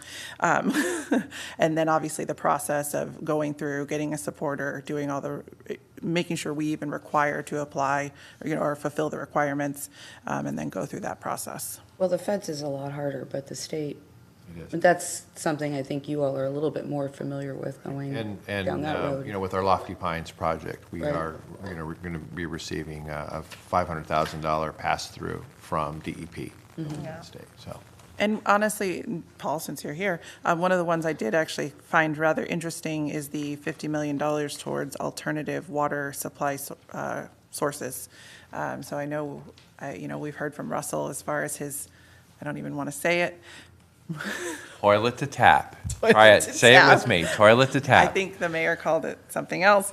What did I call, I don't remember. I'm sure it was calling very. you know what you called it. I don't remember, I swear to God. I'm But not there- going to bring it No, up I'm not again. asking you to repeat it, but I don't remember I it. will not. There is funding there, so that might be worth, kind of looking into, since we are kind of talking about that project. Right. Anything else? Okay. Okay. Well, can I just quickly, I was really interested in that septic incentive program and wondering how we could tie in there, because when you annex new properties, sometimes they have septic, you know what I mean? Issues, yeah. So, I don't know if that would be a good grant capability to sort of finish out some of the septic. Right, and that's what we, are looking to do. You can't connect your septic system unless there's already a sewer system, available to you. So that's the first step, and then looking at incentives then to have those folks connect to us, whether they annex then or not. Okay, but I mean, what you said was that, so I'm thinking about, would this help us get the infrastructure for septic to these folks? Right. Well, we'll have to look into that and see exactly what it covers and what we could use it for. I'll let you know right now, we've got about 220, 250 septic tanks here in the city of Dunedin. And when we complete the Lofty Pine Estates project, we will cut that number in half. Yeah. So Yeah, I'm very proud of that Yeah, project. we're well on our way, and that's the low-hanging fruit, so to speak. So the other projects are going to be, smaller projects kind of here and there as our enclaves are within the city. Okay, thank you. Okay. Okay. Into finance and taxation, two of your priority items, we had included the communication services tax and local business tax. There was nothing addressed or submitted to support either of those. And then as far as the Working Floridians tax rebate, it was part of the appropriation and created as I'm sure you have all seen, many tax incentive or tax rebate days, years, sales tax on diapers and baby clothes, children's books, tax holiday, disaster preparedness, so on and so forth, to create a savings for working families. Any questions here? Okay. Into municipal administration. short-term rentals. There was a bill Bit submitted. the dust. Yep, bit the dust. It did fail, and it was a repeal of the preemption, which would have been lovely, but that did not happen. So, I have a question on that. So, those of you who followed that closer, I didn't follow as close as, I mean, did it have any legs at all? I'd have to pull it up to see even if it made it through one committee. I would think what we saw with some of these. I thought it did, but I just wasn't sure. It did, yeah. Yeah. Did it may have some legs? I mean, what we saw with some of these kind of with, the tree ordinance, addressing some of those preemptions in there, is that our, the lobbyists or Florida League of Cities or whomever was kind of working with legislators to advance it. We're trying to chip away and maybe address parts and pieces of it. This was kind of a across-the-board repeal of the preemption, so it was going to probably face more challenges than something like with the tree ordinance where they're just addressing little bits at a time. Yeah, I mean, I just think it ties our hands to very strategic, surgically, thinking about, are there some areas that we would actually add additional vacation rental areas? But, by being blocked, because we're going to get penalized if we do that and lose our grandfather, and we have no choice.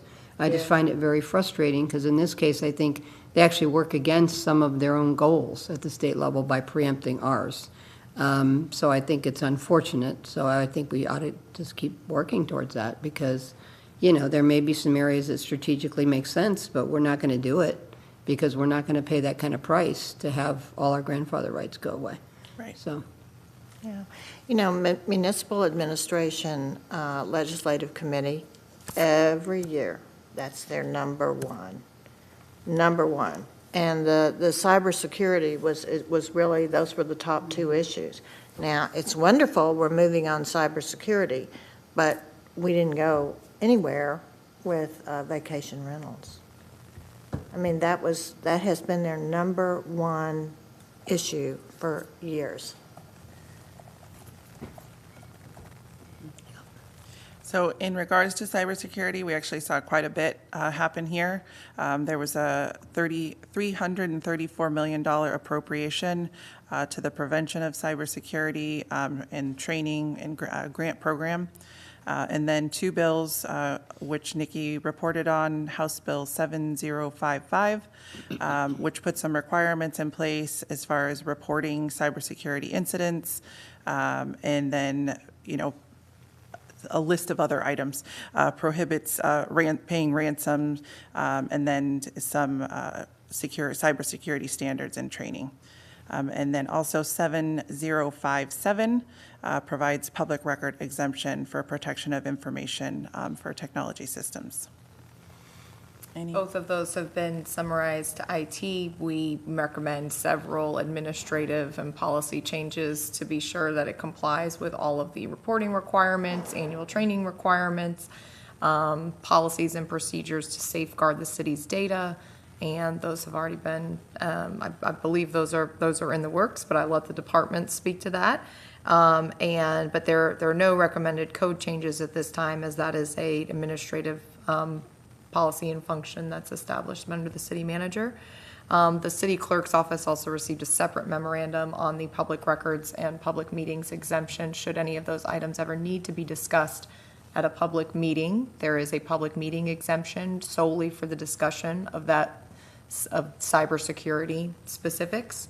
So it can't exempt other topics in the same meeting, as well as a public records exemption. So if anyone were to make public records requests for the city's safeguards and standards, those would obviously be very important to keep out of the public space. And since public records requests are all treated the same, you can't ask a person why they're asking for it. So even if it's for a good reason, even if it's because someone just wants to help, come work for the city of Dunedin. No, it's unfortunately, you're not allowed to view a public records request as why someone's asking for it. So, but it's been made confidential and exempt by the legislature now.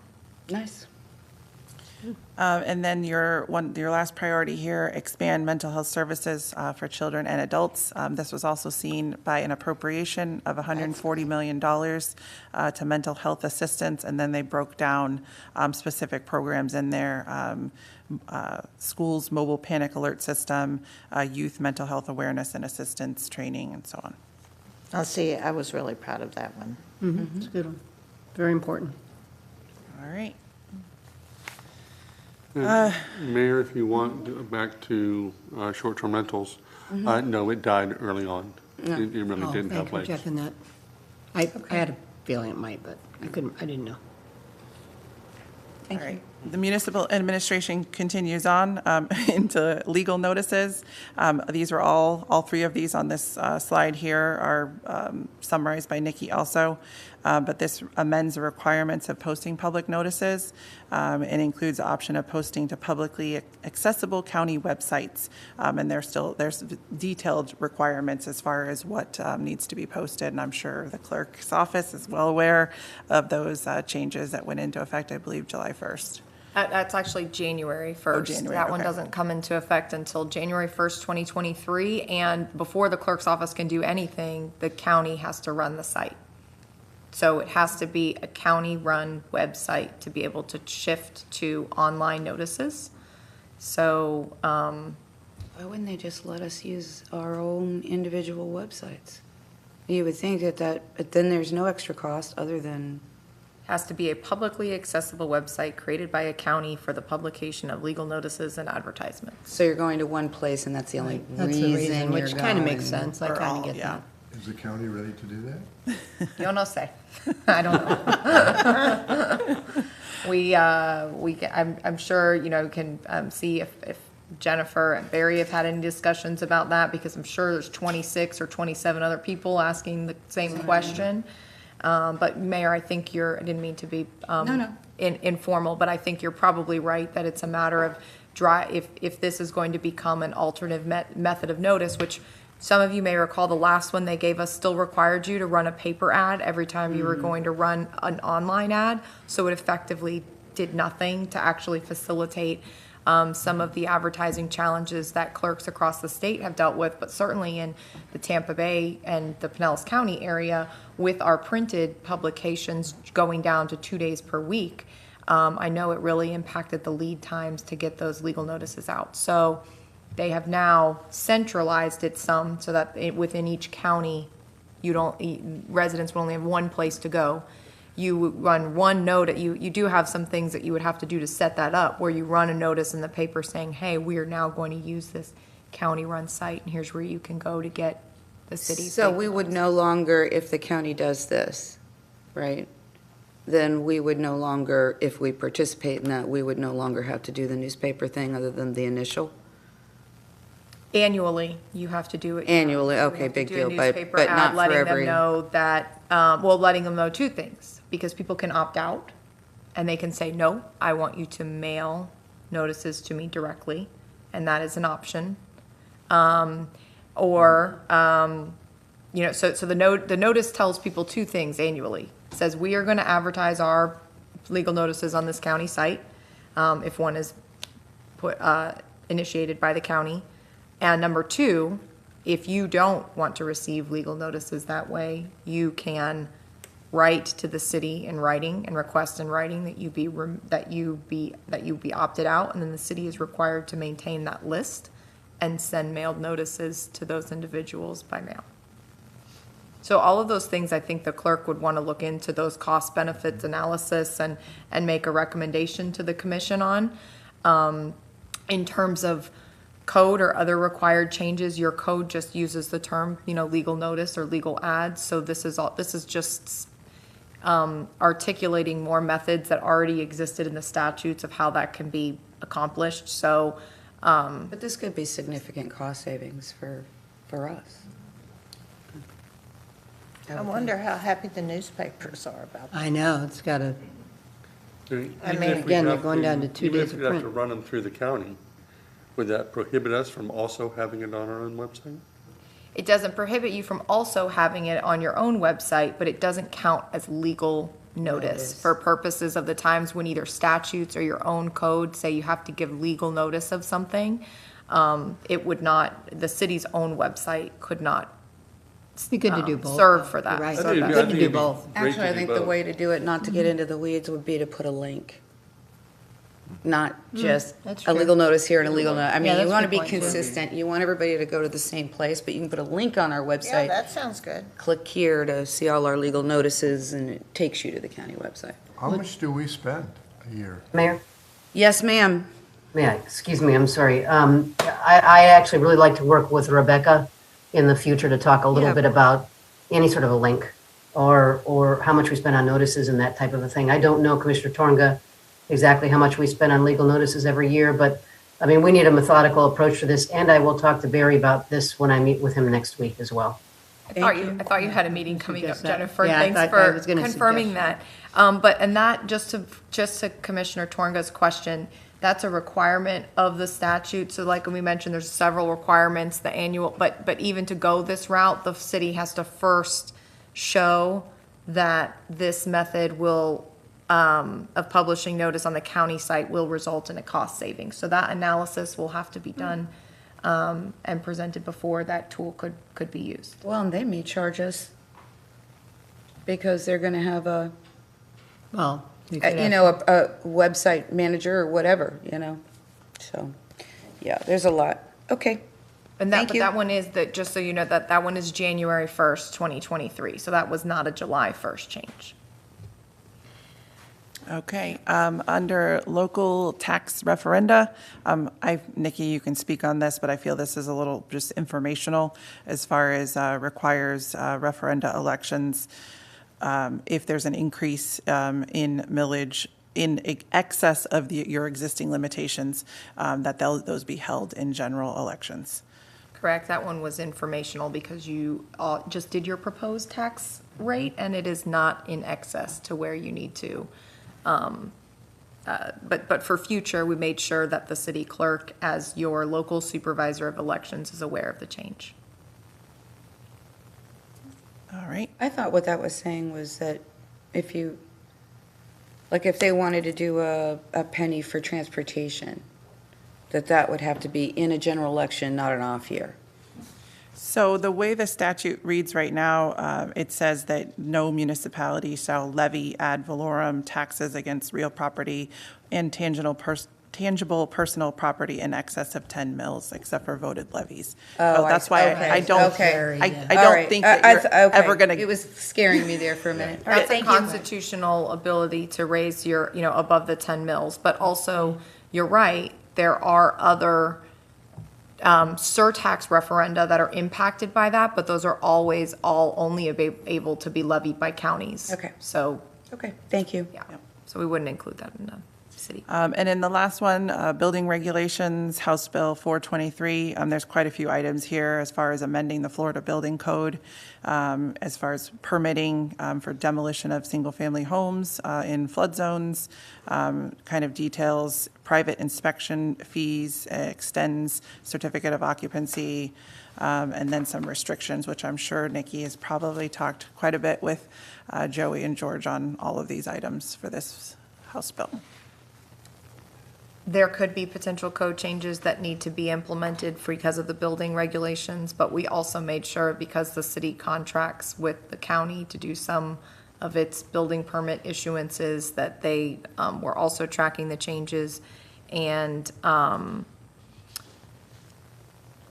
most of this it could be administrative in terms of its processes to make sure that they're complying with all of the timelines in the statute and the multiple times that information can be requested. There was also some changes to the building permit fee fees that can be charged, and so we've made sure that they're aware of those limitations. And to Nicole's point, when she made that spreadsheet last year, what we did after this was had a detailed call with each of the department heads to go over what, if anything, needed to change from the code and what, if anything, needed to change from the administrative policies. So we will do that. Any major concerns? I have sort of a concern. While I totally understand that, and in fact, we have whole parts of the city that are in dire straits as far as being, at flood zones. But I don't know how exactly, but it could sort of conflict with historic preservation. So, I don't know. I think we would look at both of those and say. I think that falls under the with exceptions part of that Oh, line. so, okay. I think historic preservation is an exception. It's actually national too. It's if it's designated on the National Register of Historic Places, it doesn't even need to be locally designated to be exempt from that demolition requirement. And locally designated also works then. Correct. Okay, thank you.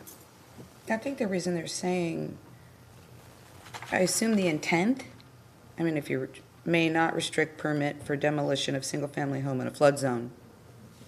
So that says to me, you can't tell somebody they can't tear something down if they are in a flood zone. I'm assuming the intent is, we got a lot of flood zone, sea level rise, we don't want people to rebuild, tear the stuff down. Is that kind of the intent, or was the intent more preemption state level against cities for doing stuff? I actually think, Mayor, it's probably forcing redevelopment to come up to current code within a flood zone more than it is saying tear it down and don't build anything there. But by preventing, absent a local or national historic designation, by preventing property owners from demolishing within those areas, I think that the concern is that they're not being brought up to new flood zones, which may require a raised finished floor or other things. Gotcha. So I think it's probably designed to But it's force. still protection, it's not, okay. And you didn't have any we didn't have any specific recommended code changes for this because you didn't have, outside of your local historic designation process, which after January 2021 or January 1st, 2022 is required to include owner consent under this statute, which you already have built into your code by owner notice and things like that. So outside of the local historic designation, you don't have any regulations prohibiting or restricting a property owner from rehabilitating their property within those zones. To code. To code, exactly. It still has to otherwise comply with all applicable building code requirements. Yes. Okay. Under other priorities, there was a support of the Sadowski Trust Fund for Affordable Housing. There are two items here.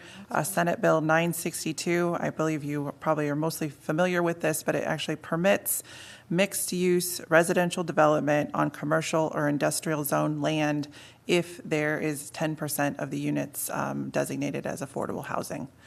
I know this has been talked about in Forward Pinellas. They've talked about, kind of doing an inventory of all industrial lands. How many do you actually want to see converted, saved as industrial, so on.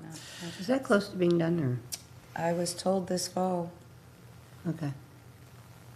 And then the other item is an appropriation of $209 million for the State Housing Initiative, and then another 153 for the State Apartment Incentive Loan Program. So, just a comment. I understand what drove this, obviously, but, I had a lot of faith in our own Forward Pinellas, because I think, we could very well be one of those lands they would have said, the Coke plant area, that was, maybe made sense to do something there. I just, this is one I wish they would just leave in the local hands, but maybe they see some things out there that people aren't acting as logically about. I don't know. But so just a comment. Yeah, I thought that was very interesting. Mm-hmm. Yeah, I just think we were there. I think that Forward Pinellas was getting to some of that, where some places don't make sense to make, Nielsen's property is a good example. Like, we held on to forever and forever, like, no, we're not going to change the thing. But there is a balance you want to have. And I do think that they were getting to the place where they realized, like, hey, some of these properties we shouldn't be so stubborn about. So, I just think we were headed in a good path. But, and I always prefer to have that be more targeted, and the local, I think, can do that. But again, I don't know what totally drove their feeling that they wanted to push this forward, but there potentially were some very good reasons. Well, 10% affordable units is nothing. Yeah, Right, it is. You're absolutely right. Because the So- last change, if you think about it, wasn't the last change is already in place that says you can build affordable housing on industrial land. Now they're saying mixed use, right? That's a little different than what they were what they did before. And they've watered it down with 10%. So you've taken what should have been a good thing, right? Because usually industrial lands are larger in nature. Yep. If all of that could be affordable housing in an affordable housing crisis, but now you're saying, oh, no, you can do mixed use as long as 10% of the units are affordable. And you're gonna have all this mixed use stuff, so restaurants and whatever, maybe office, so that's not fully funding the Sadowski Act. Oh, that hasn't happened in, even if it is Yeah, funded, forever. it's- Back when yeah. I worked for the county. We That's begged for That's a that. whole nother discussion. And then moving on to the two other items below, incentivizing economic development for competitive film. That there was a bill that was filed. Unfortunately, it failed. And then for protection and safety of first responders, particularly in roadways, again, there was a bill that was filed that also failed.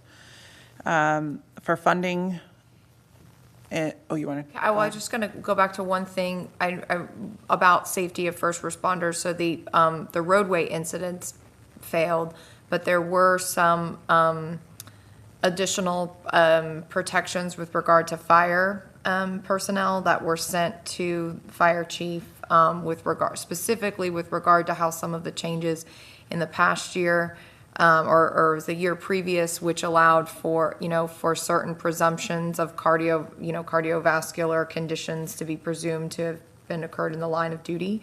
There's some testing clarification that they gave to being able to allow first responders who have had pre-employment physical testing that didn't reveal any abnormalities to rely upon that testing for their for safety in that capacity. So not about roadways, but they did increase some things for firefighters in this. Was it the cancer presumption? Mm-hmm. So since we talked about incentivizing film, Yeah. and the county has been incentivizing film, and we just passed the 1-year anniversary of Taste of Love, or whatever the title was, being filmed, and it's not on TV yet. I was just Sue. kind of curious. Got any info, Sue? It's great to incentivize film, but only if it actually gets on. Well, you know what, I think, Mo. Here she comes. Incentivizing film. The Taste of Love, do we know where it's at? We do not. We were told we will hear later this year. I'm hoping soon that we will hear about later this year, but I can follow up with Tony. Well, so my phone popped up the picture of the 1-year anniversary, so like a week ago or something, or within the last week. So Yeah. just curious as to, No, last we knew they were shopping the platform. Okay. Yeah.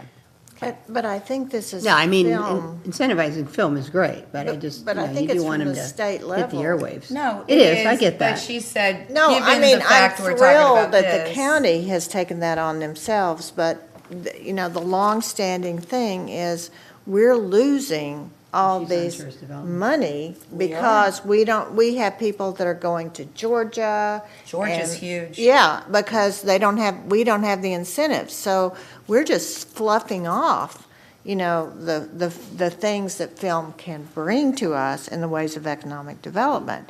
And that's been a long time, I remember, how long have we been doing our film festival? How many years? I don't know. I mean, that was a huge thing then. I mean, we've got to get the state incentives. You would think that with Universal Studios in the state of Florida, that this would be on the radar of people. Not that you have to have a big studio, it could be a lot of little ones, but you would think. And Do we know I any of don't, the arguments against it? Why they seem to be reluctant? It's seen as a fluff thing to do in economic development. Although it brings economic development. It does. Or corporate welfare. Yeah. and I don't know the history. I don't know how many times a bill like this has been submitted. What we, we'll often Well, see. no, but the state used to have incentives. They got rid of them.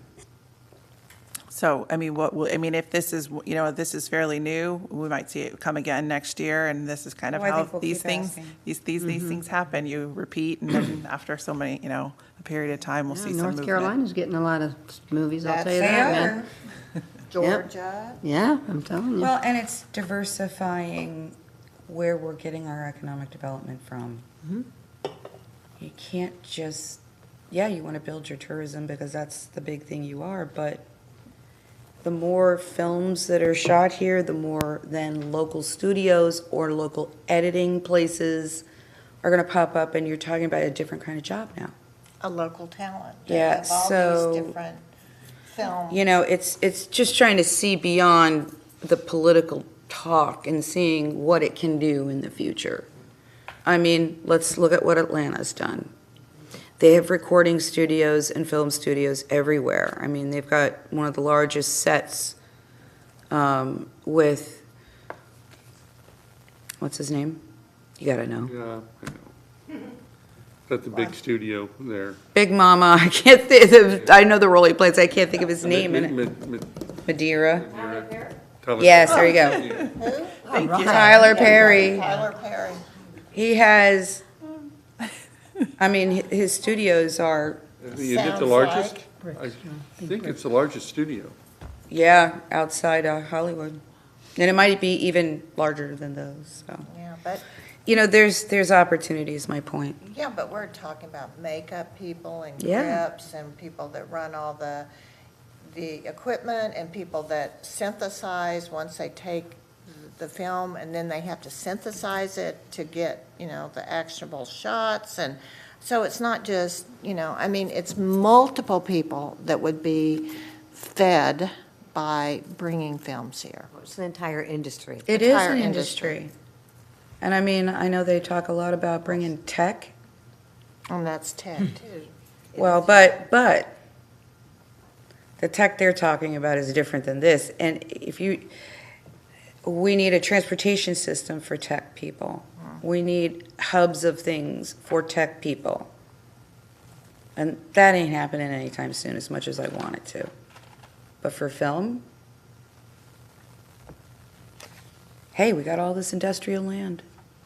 Yeah, that's an interesting Build a warehouse. idea. Have a studio. That is a very. I'm just saying, it's short-sighted. It is short-sighted to see an industry. We could build a different industry that's not so much based on hospitality. Thank you. Thank you. The last item, as far as funding and promoting arts and culture, it's part of the appropriation, $46 million to support cultural and museum grants. And then again, a list of specific items.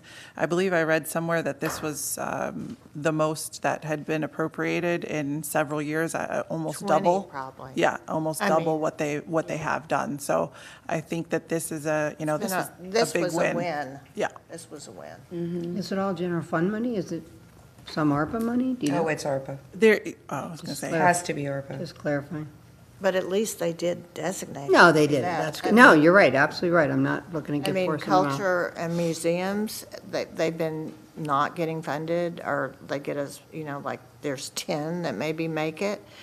I mean, so, this is a win. Look at that last one, 10 million in grants and aids to local governments Yep. for cultural facilities saw that program. too. We should definitely research that more because The theater. And that's why I included about it. it I wanted Theater. to point that out. I mean, this could be, well, it says program for cultural facilities program. There's a whole, obviously, the bill itself or the appropriation is, there's a lot more detail behind it. I tried to consolidate just the highlights here, but we can certainly Yeah, we need take to- a look at it. So you'll make a note of that. We need to know what that, because the way I took it, I didn't think of the theater, but the way I took it was we could apply for grants for our cultural facilities here, for the Art Center, for the Historical Society, that type of thing. And the Florida Humanities Council got their $500,000, which they had for a few years. So that's huge. You know, they. Okay. Okay. And then just to conclude, these are two bills that we were watching very closely. I'm very happy to report that they both, well, one failed and one was vetoed. Senate Bill 280, local ordinances, was going to put a very heavy strain on providing local, requiring business impact statements. That bill completely failed. And then Senate Bill 620, it did pass both houses, but it was vetoed by the governor. So we were. Which kudos to that. I mean, We were very much watching that kudos very to that. closely. So we wanted to say thank you. Yes. Yes. Kind of in summary, there was a special session. We actually, I know on behalf of, the mayor, we kind of addressed through some advocacy to hold this session to address homeowners insurance issues. So they did make some headway as far as creating some items here, $150 million to My Safe Florida Home program regarding hurricane mitigation inspections. They are addressing contractor solicitations for roof claims, which I think we've seen almost everybody has said, we can fix your roof. Yep. And then I know. Great. addressing roof deductibles. And then in addition to that, they kind of tagged on some building safety items, particularly in relation to the Surfside collapse. And that was signed, it was a short session signed into law on May 26th. But it didn't help the price of the huge jump in flood insurance for people, No, which is what everybody was looking for them to actually fix. right. I mean, they Or to push off or to restructure. right. And I know that so I think we have some good advocates in the Senate that want to see this addressed more. And I mean, I think we can lean on them to kind of push for that for our homeowners. I guess when I look at the legislature and the actions, it feels like baby steps sometimes. But that they actually called a session and did address some of it is a step in the right direction. Nicole, so on the building safety with the condominium issue, I mean, are there any building code things for us to be looking at, or is it strictly the condominium association requirements?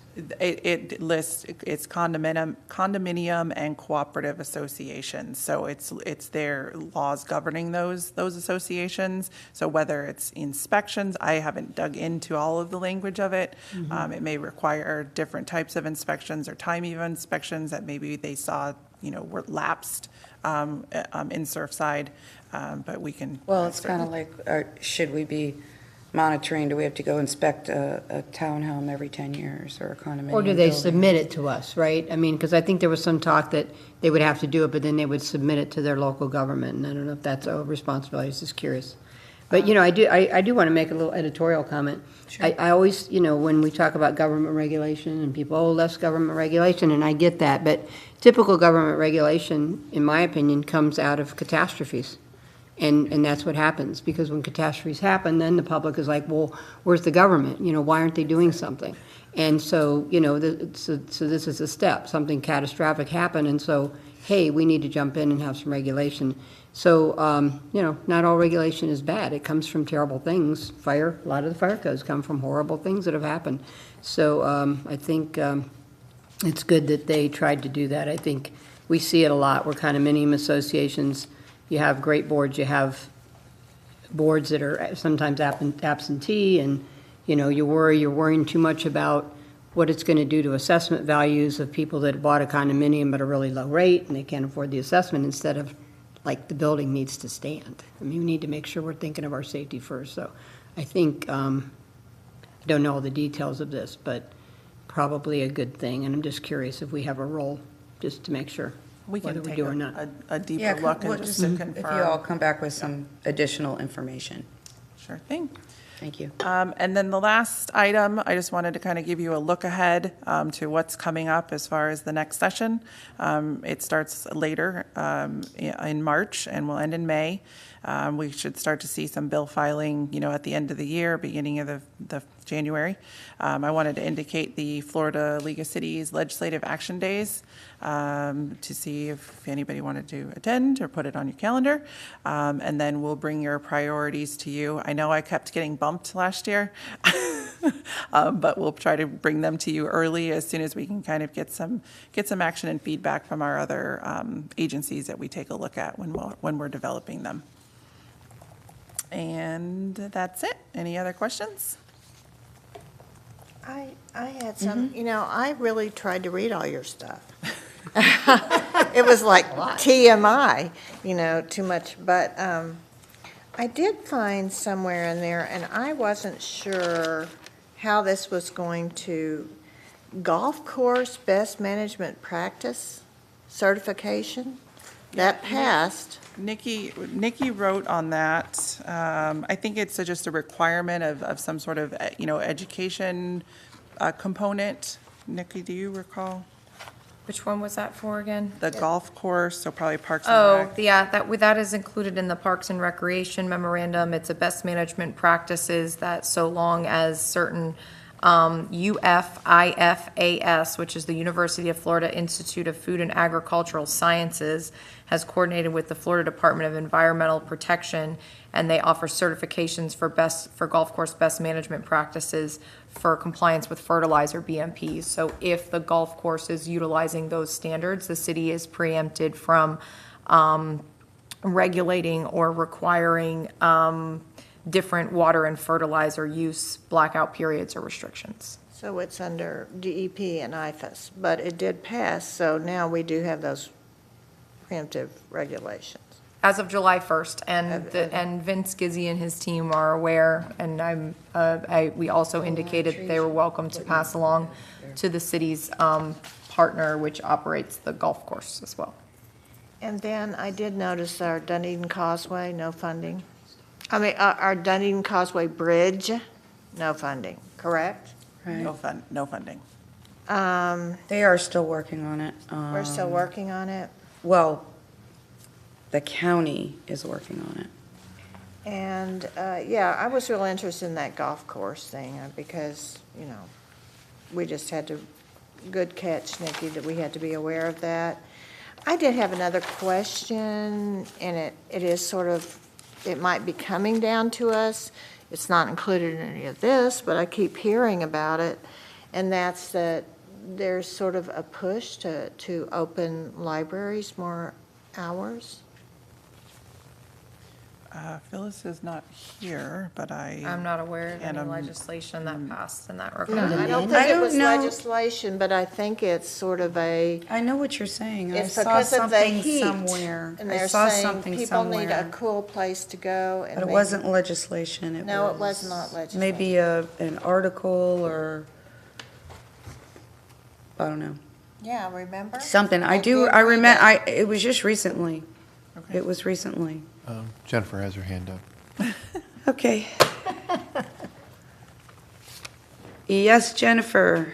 Thank you, Mayor. Thank you, Paul. I did want to make a comment toward the very end of this session, of this portion of the workshop, but to say that we will have a look at that, whatever it was, the article, the memo about libraries staying open longer hours. I'm very concerned about that because that would be an unfunded mandate on the city. So I'll work with Phyllis to kind of dig up where that came from. It could have been the library consortium and find out exactly what that's about and report back to all of you.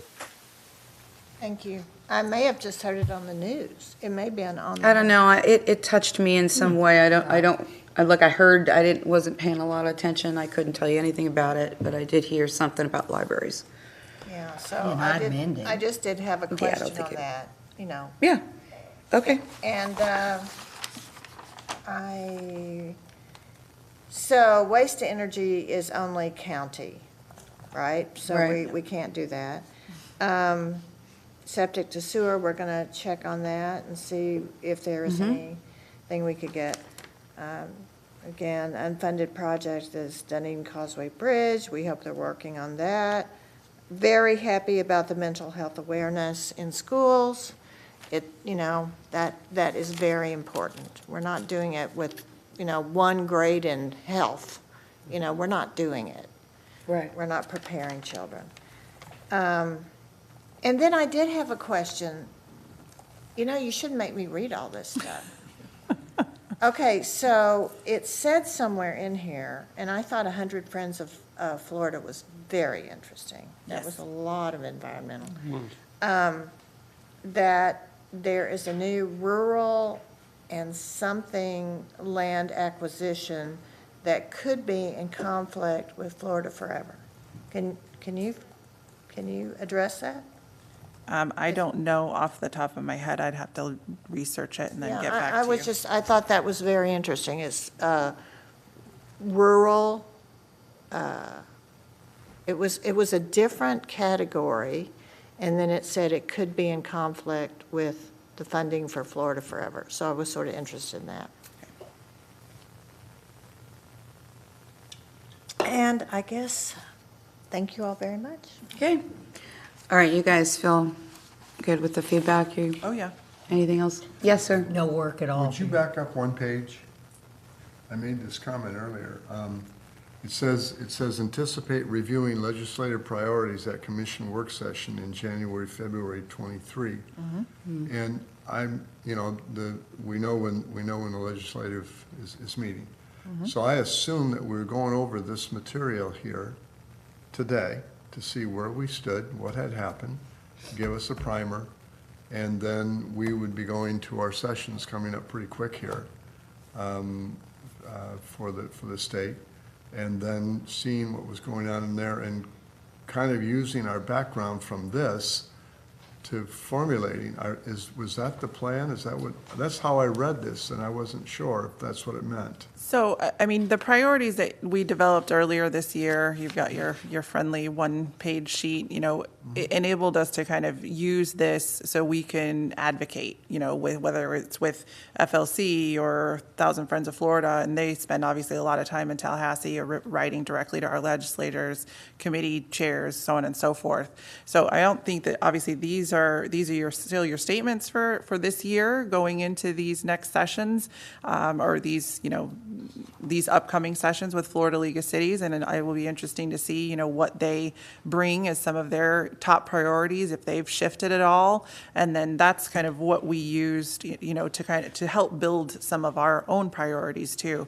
So I did a lot of research with Thousand Friends of Florida, Florida League of Cities, Florida Association of Counties. I'm on their webinars, receiving all of their information to kind of see, what are they working on? What are they trying to push? Is it something we want to, get behind? Is it something that is already on your list? How do these things kind of all work together? Because obviously they're a huge voice in Tallahassee and can help to move things along. They are. So what we wanted to do is, obviously at the beginning of the year when bills start to be filed and new issues start to come up, or old issues, to kind of revisit what your priorities were, if we need to amend or tweak them, so that we can, really get ahead of the bill filing and the bills moving through committees, which will allow us to advocate more with letters and emails and calls and being present and being up in Tallahassee. That's what concerns me, is the bill filing. Bill filing starts in And December. what we want to do is figure out what it is. I'm not saying that our sheet, but we want to figure out, is there something that we want them to do a bill on that we need to get to them and be talking to them before the bill filing, which may not be the same as our advocacy. Before they leave town. Right, you understand what I'm saying? And I think there's probably a couple of things. I would think that the Causeway Bridge would be one, alongside with the county, of course. But maybe the tree thing would be one, and maybe the short-term rental thing would be one. So, I don't know, but I think there's some things. Right. And so that's, I guess that's part of the discussion, whether we want to utilize or lean on our own legislators that represent our town and city and county, or we also want to pull from those legislators who have traditionally brought those bills forward and to, really kind of work with them. And it's all relationship, building and communication with identifying So who this those people are. this date on here, when I read that, I thought, that's the time we finalize where we are, but it's a little bit late. It should be before that period. I can certainly bring it earlier, if that's what you would like to do. Again, we'll be looking at, kind of what we did earlier this year. We'll review the priorities from this year, and then we'll all propose whatever any new priorities. Having some of the bills filed is helpful in developing kind of, we want to oppose this, we want to, advocate for this. That's the only, kind of downside to doing it really early. But we can also, we can provide you an update, with, through email or again, coming in front of you to say, these are the hot, ticket items. Obviously, we knew about those bills early on that we really wanted to oppose, and we kind of even reviewed many of them when I presented this to you earlier. But I think what you're talking about is opposition. I get that. That can be the later piece, but I also think there needs to be a little piece. What we're talking about is, what do we want to advocate, and is anybody within our own legislative group, should we be going to the legislative, they do a meeting, they do 2 meetings for public hearings, right? Is there anybody we want to meet with personally that they'd be willing to put forward a bill for something? Right. Which is kind of separate than our one-pager. Right. Yes. So I just think we should be thinking about that. How we get there, I don't know, and we're not going to be able to decide that today because we are running over for this item. We need to take a break, and then we need to move on to strategic planning. I think Jennifer had something to say earlier. Jennifer?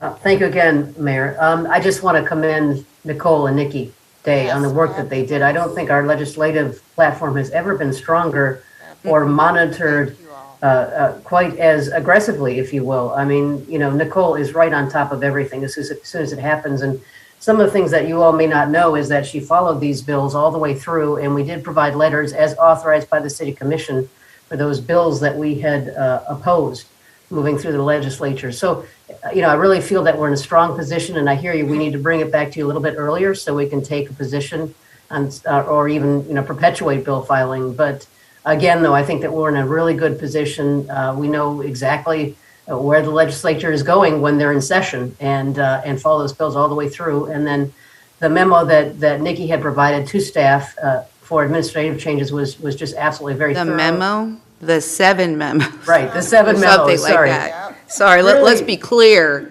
Right, thank you, Mayor. Really thorough and very clear, and so I very much appreciate that, and thank you, Mayor. As I said before, I think a lot of really good work was done here, and I don't think we've ever been in as good a position as we are moving forward. And we concur for sure. It's something we'd been asking for years, and it's getting better every year, and that's due to both of you. Yes. So thank you very much. Well, that's what's to your credit, to the volume. You all covered a lot today, even though I know we went a little bit over, and there were even things that we didn't talk about. So you all do have that whole stack, including the one that was sent directly to the commission. Yep. So if any of you have any questions about those too, call me. Thank you. Mayor, I just have one thing. I know you're dying because we're over, but there is something that is so important to this region, and it's going to take all of us to really get it together, and that's I-4. I just drove again on I-4. It is horrible. And you know what? Wait, you drove? Oh, No. Why were you driving? I just held on, But I've got to tell you that, that I-4, that feeds, you It's talk bad. about tourism. I mean, you look at the people that fly into Orlando, go to those, themed places, and then come straight to the beaches, and I'm telling you. So if I can give you a little information, there is a private company, and I'm sorry, the name of them escapes me, but they are working on a high-speed trail, high-speed rail from Orlando to downtown Tampa. Well, that'd work. I mean, anything to have to not drive on I-4, it is horrible, right? I mean, does anybody disagree with that? Nope. I don't go to No. Orlando. so. I try to avoid it at all costs. Yep. It's horrible.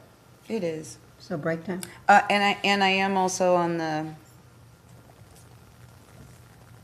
what do they call it? TMA group and the Suncoast Metropolitan Consortium of yada, yada, yada counties, and I-4's talked about a lot in those. So we have a voice there. It's going to But, take you know, getting everybody. anybody to do anything about transportation in the future is exhausting, to say the least. And I'm not going down that road. So we are adjourned for 10 minutes. Cool.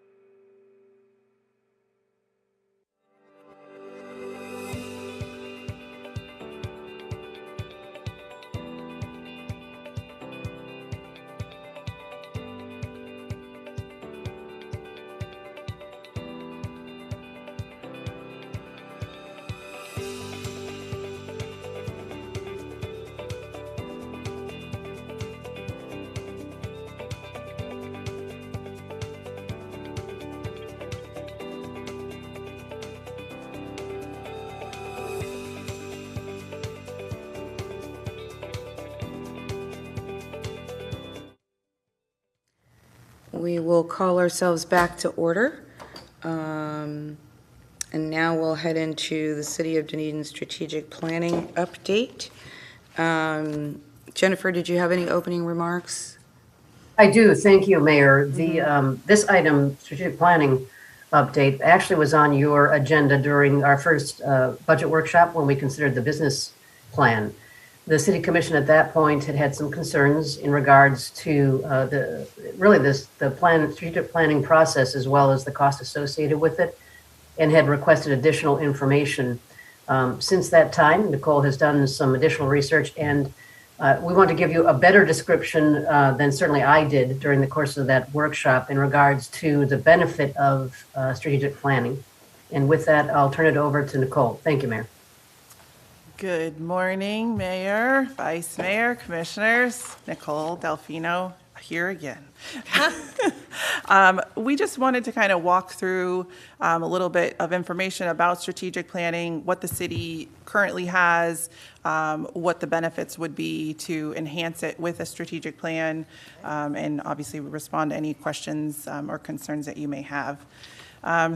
I think many of you already know what is a strategic plan, as far as kind of creating a long-term look, and with identifying prioritization, a roadmap of our great and wonderful epic goals that we already have, and then kind of.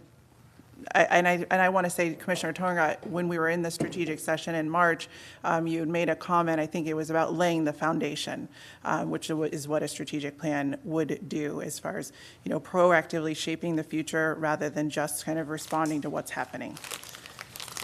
So from there, we have a lot of things, the city. We have a lot of pieces, and that's why I included the puzzle picture, of what goes into a strategic plan, or what is needed to develop one.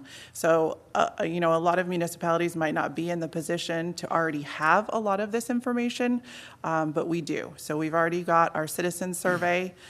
We have a lot of citizen feedback through committees, through meetings, interactions. We have our business plan. We have some really great epic goals, and obviously the rest of the documents here, budget documents, comprehensive plan, master plans, lots of master plans, and so on and so forth. So these are all kind of these items that are all pieces of a strategic planning puzzle, but they're all not currently really interconnected, which is kind of where we want to direct and use a lot of these items to kind of feed into this strategic planning process. What we don't have, and we'll talk about the mission statement a little bit more, but we don't have a recognized mission statement. The other pieces are vision and value statements, and then all of that then ties into measurement. So the initial discussion that I actually had with Jennifer about moving forward with the strategic plan actually started with the discussion on measurement. And at the time I was actually in a course, performance management and measurement, and I was like, we can measure this and that, and I said, but it doesn't matter what we measure unless we can tie it back to what our mission is.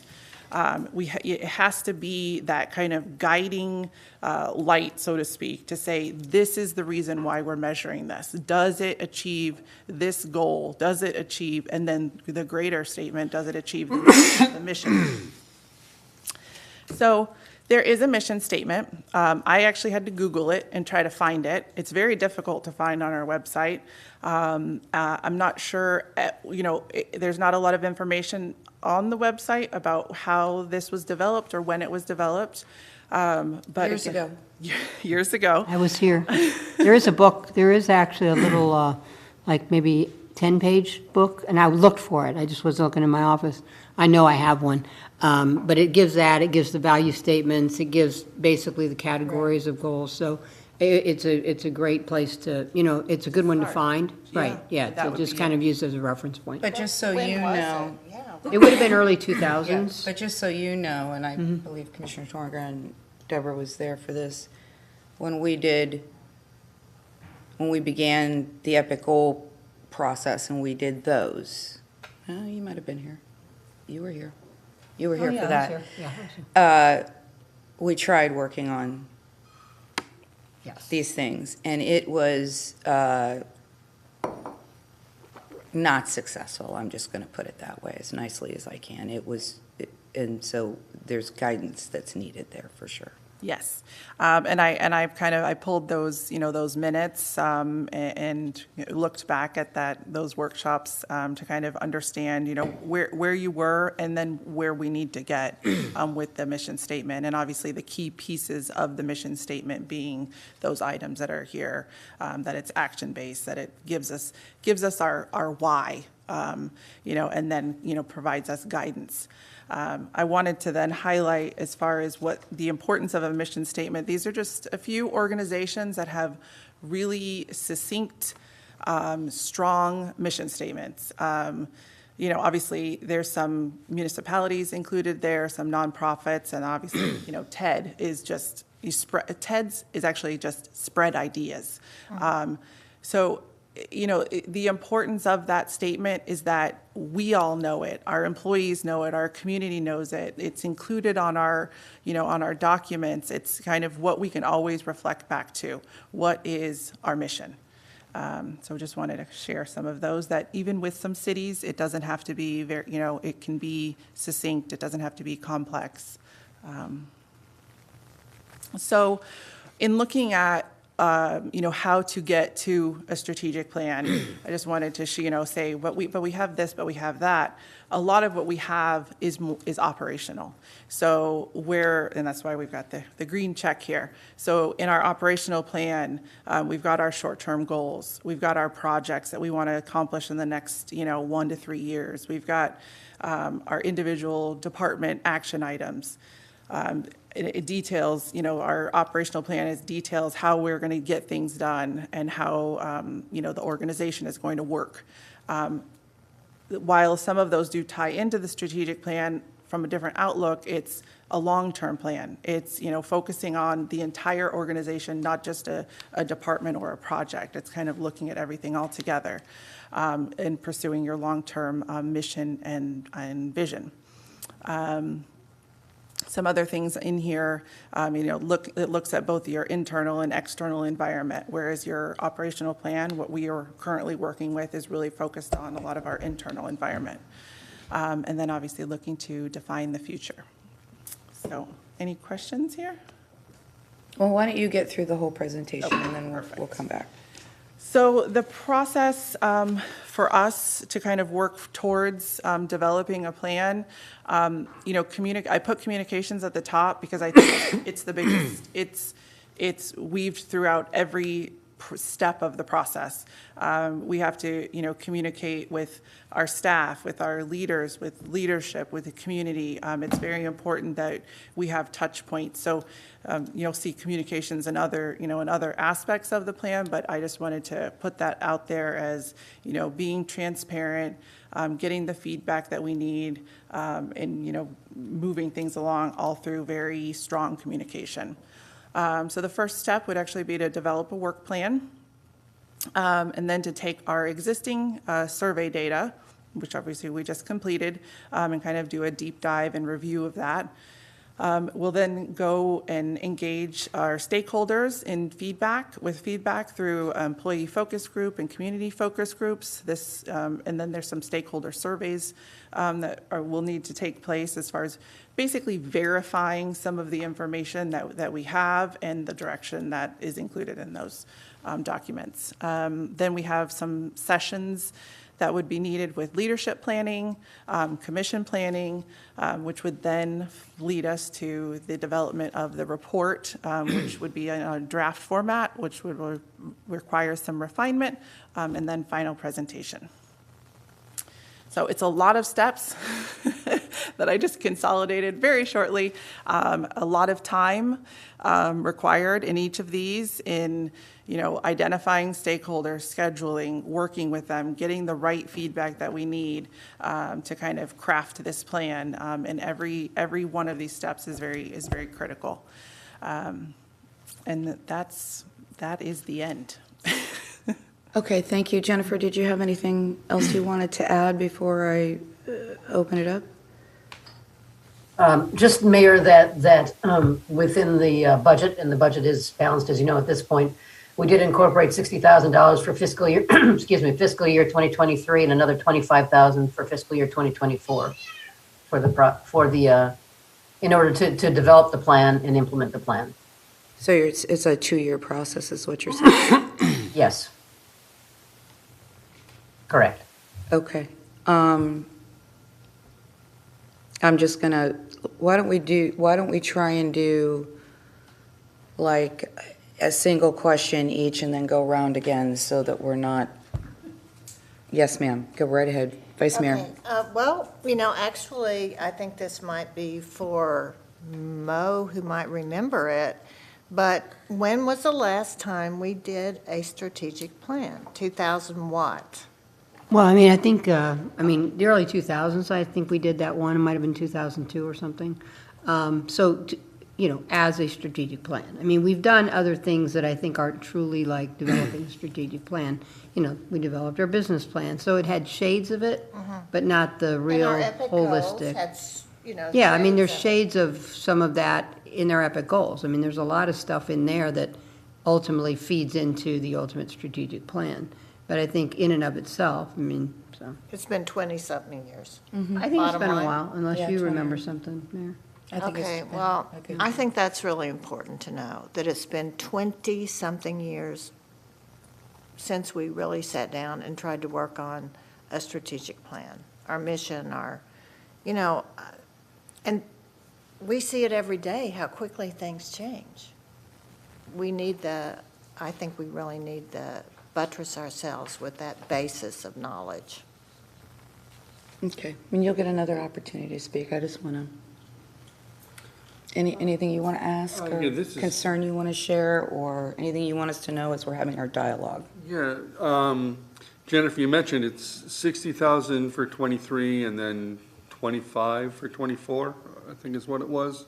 That's correct. That's what we've budgeted now. We may be able to bring it in under that, but that's what we have budgeted. Right, and so if we accomplish this, I'm assuming this is a living document, so when would we revisit this?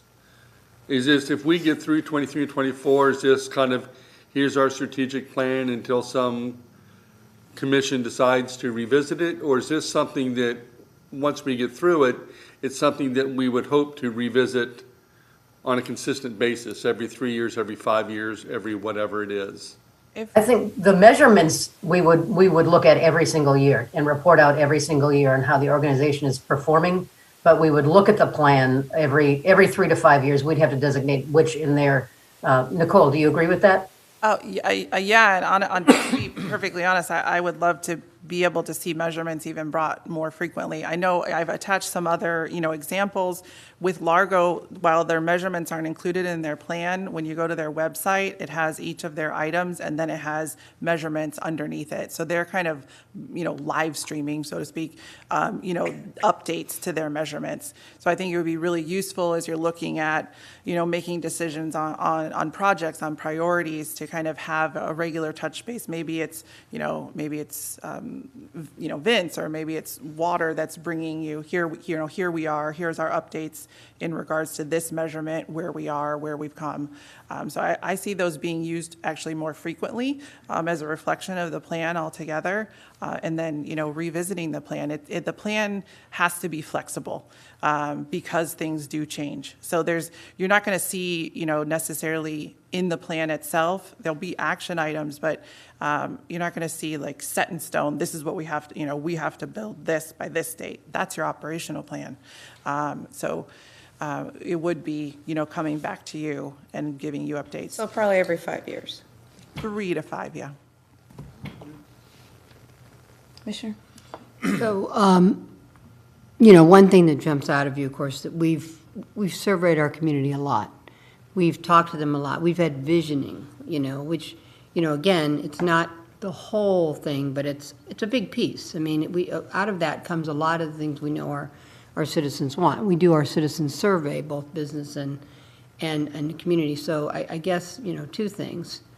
how do we play off those things to not kind of overspend money that we don't need to, get? And then how do we, I mean, the way that we've reached out and gotten people to engage before, and I think our community survey is a good example, is pretty like, I think we've worked hard at making sure it's got a good reach and it really represents the public. And how do we do that this time? And I'll just give you an example. One of my favorite parts of Rec and Parks, the Rec and Park show, they had this thing where they had a big auditorium and they were going to do a master plan for Rec and Parks. And so who's the main character? You guys know her? Leslie Knope. What is it? Leslie Knope. Yeah, actually, it's the other lady that did the parks show. Yeah, I don't think that's, but anyway, she's up there and she's talking, and it's this big auditorium, and then they finally scope the audience after she goes through this big presentation. There's 10 people, and I mean, sometimes you laugh at that because it's true. It's like you base a whole master plan, and then they talk about the master plan for the next 10 years, and it's actually was 10 people in the room. Right. So again, we have reached out a lot. We have a lot of knowledge because of the surveys we've had and because of the feedback we've already gotten.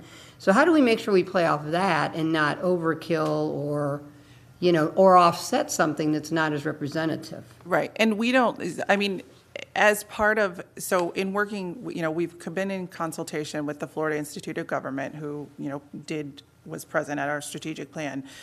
They've kind of given us some guidance too. What would typically take place is a community survey, which we don't need to go through that process because we already have it. So there's some, bits and pieces when we first sat down with them that, you need to do this, and follow this kind of recipe. Well, we already have a lot. We already have some of the ingredients. So we don't have to necessarily have such a robust, consultation with them because we have those pieces. So what they do want to do though is spend some time, digesting those documents, all the documents, the survey feedback, whatever, we can provide to them to say, how do we take what we kind of already have in a lot of places and weave it into creating this plan? And then going to our community, and advertising and social media and contacting and saying, here's what we're starting to develop. Is everybody on board? Is this the right direction? Are we, is the ship sailing the right way? That sort of thing. So we still need the community involvement and leadership involvement. So there's pieces where we'll bring that to the community, get their feedback. We might make some tweaks. Same with the commission. Same with employees and with our city leadership to say here's kind of where we've gotten with with the information that we have, and this is what the kind of this framework of this plan was going to look like. Are we headed in the right direction? Okay, that's my one question for right now. John? I'm going to follow her same format. So I strongly believe in strategic planning, and have been involved with it from the very beginning of when I left school. I think I mentioned that before, and I don't have to get into the detail of that. And in fact, I had to do it for a corporation for one of their divisions. Imagine that, just stepping out of school and you step in and you do that. When we did the Waterfront Task Force here, I think we probably did 15 meetings with the people. We probably had an average of 40 to 50 people in the room that were really interested in that subject matter. I think we came up with a book that was an inch thick or something. I forget how thick that thing was. But we spent the first 2 meetings just talking about what's the vision. What is the vision of how we look at this? And I spent the first whole meeting just telling them what a vision is. How do you get to a vision? How do you know when you're visioning something? Because from that comes the other things. But you have to keep readdressing it, of course. We moved from the big corporation I was with moved from 5 years to 3 years within 2 years of deciding they were going to do 5 years. Obviously, it makes sense to change. You made a statement a minute ago. You said, well, at our strategic planning, we did this. You just said that just a brief moment ago. So we've been having some strategic planning meetings with the description of where we were going. Of course, we've got some major departments that are very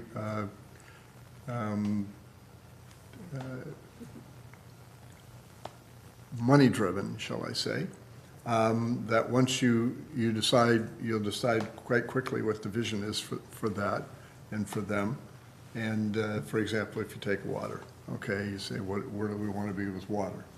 And so we talk about our vision. What's our vision of water here, and what do we mean by that? And once we decide that, but that's a lot of money that goes into water, isn't there? So that takes up a big piece of that. What we're really looking at is what do our residents and what do we think Dunedin is?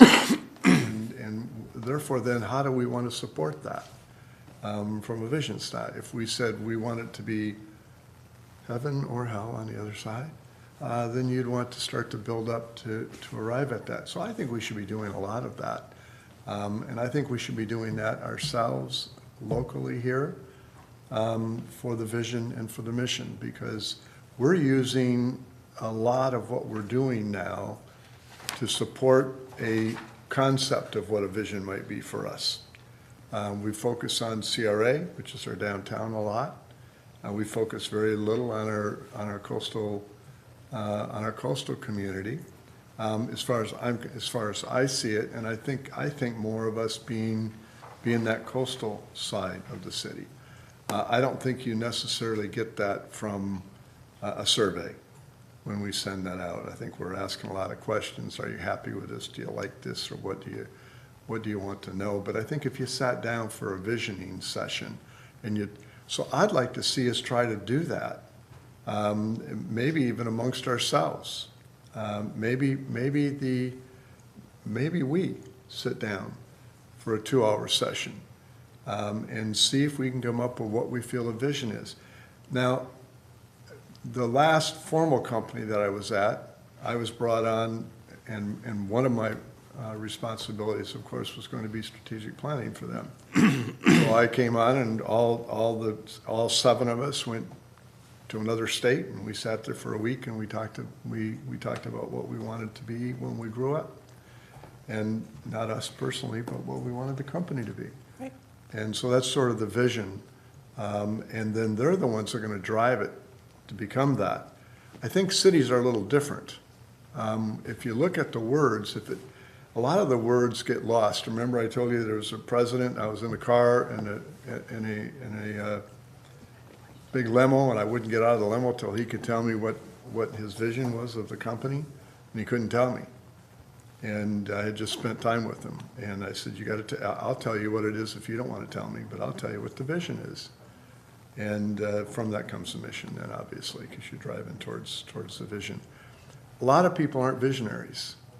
That's always been the problem. A visionary is, you got to think of somebody pretty big as you go up into an organization. Walt Disney was a visionary, for example, and then you implement. So whether we have that category doesn't matter, because we're elected officials here. And I think we ought to give it a shot ourselves first to see where we stand. I think it would be good for us. I think it would be good for us because we'd be going out and asking. I don't think we do enough communication, and I personally plan to do a lot more off into the future. But here would be a great example of us just seeing what we could come up with from a vision side, ourselves personally. And then the mission is of course always our vision and our residents, and taking care of their needs. And you start with the basics with safety and security, and you work your way down. So I'd like to see us try to do this. I think it's a great subject to have brought up to us. I think we need to do that much more frequently than we do. And so my question is, Yeah, I was gonna. why don't we? We're gonna stop you because we pick on Deborah. Why don't- Really, it's been 10 minutes, Why don't literally. well, that's okay. You didn't put a time limit on this. Well, no, but you see how much time we have left, and everybody's still got more questions. It's Okay, like, well- ask the question. Get to the question.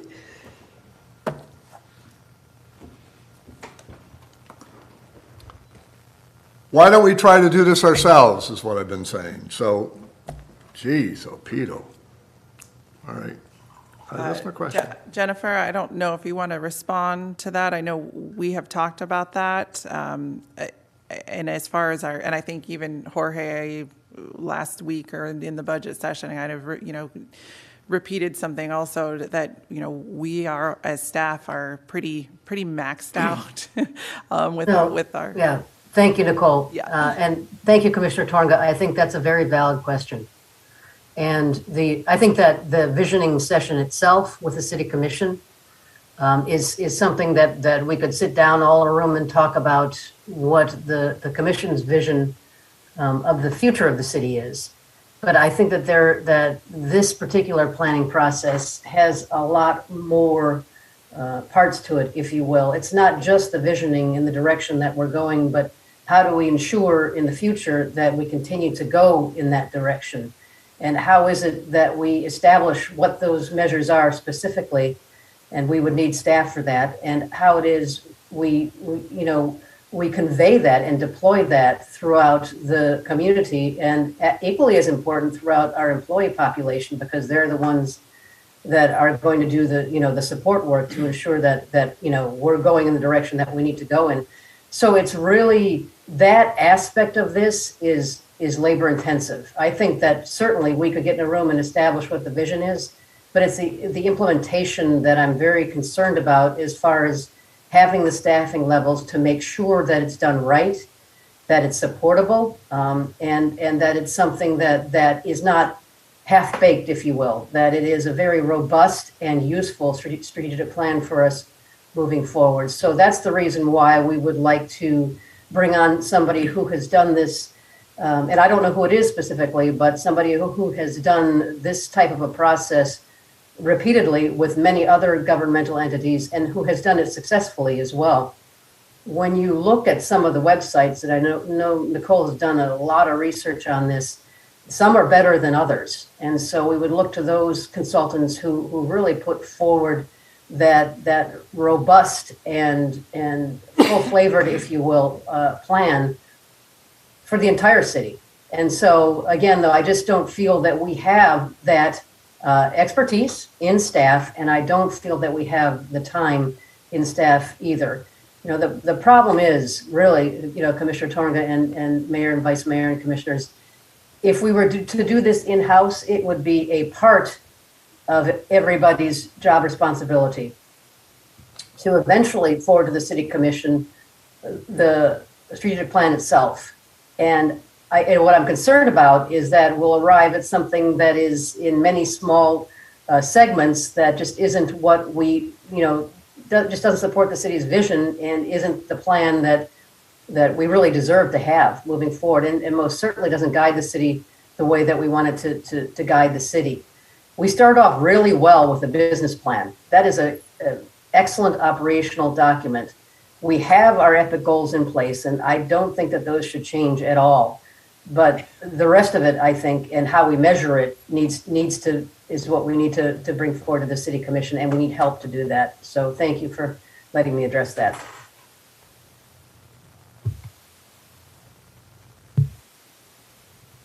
John, I just want to tell you, I was really just joking around with you, just like I do with Deborah. Thank you. I wasn't picking on you too. I wasn't trying to attempt to. Right. Oh, thank you. Really, I wasn't. Thank you. So I apologize if it came off that way. Absolutely valid question, but we were just messing with you a little bit. Okay. So Jennifer, this was something I did bring up with you yesterday when I was going over this. And I'll preface it with, I absolutely love our EPIC goals because they're not the typical stuff that you see when you look at other governments. Other governments, keep your water clean, do your roads, have a safe community. Those are all important things.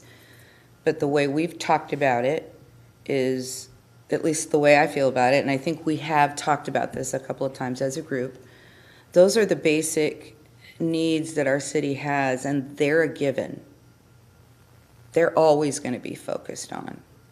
But when we want to communicate with how much better we want to be, that's where our EPIC goals are. That's what they do. So my thing is, I want to make sure we don't lose those, or that those get lessened or changed around to fit a strategic plan formula where you have the mission, vision, goals, initiative, I want to make sure. I mean, personally, I think that the EPIC goals are going to play a really big part in the plan itself. I think they're very strategic in nature. I mean, they're looking they're looking at the big picture. They're looking at the future. They're giving us all of that guidance. But again, they're a piece of the puzzle. And to be able to include them, as they're written in the plan, and then kind of give some meat behind it with, how are we going to achieve those? What kinds of things are we going to do?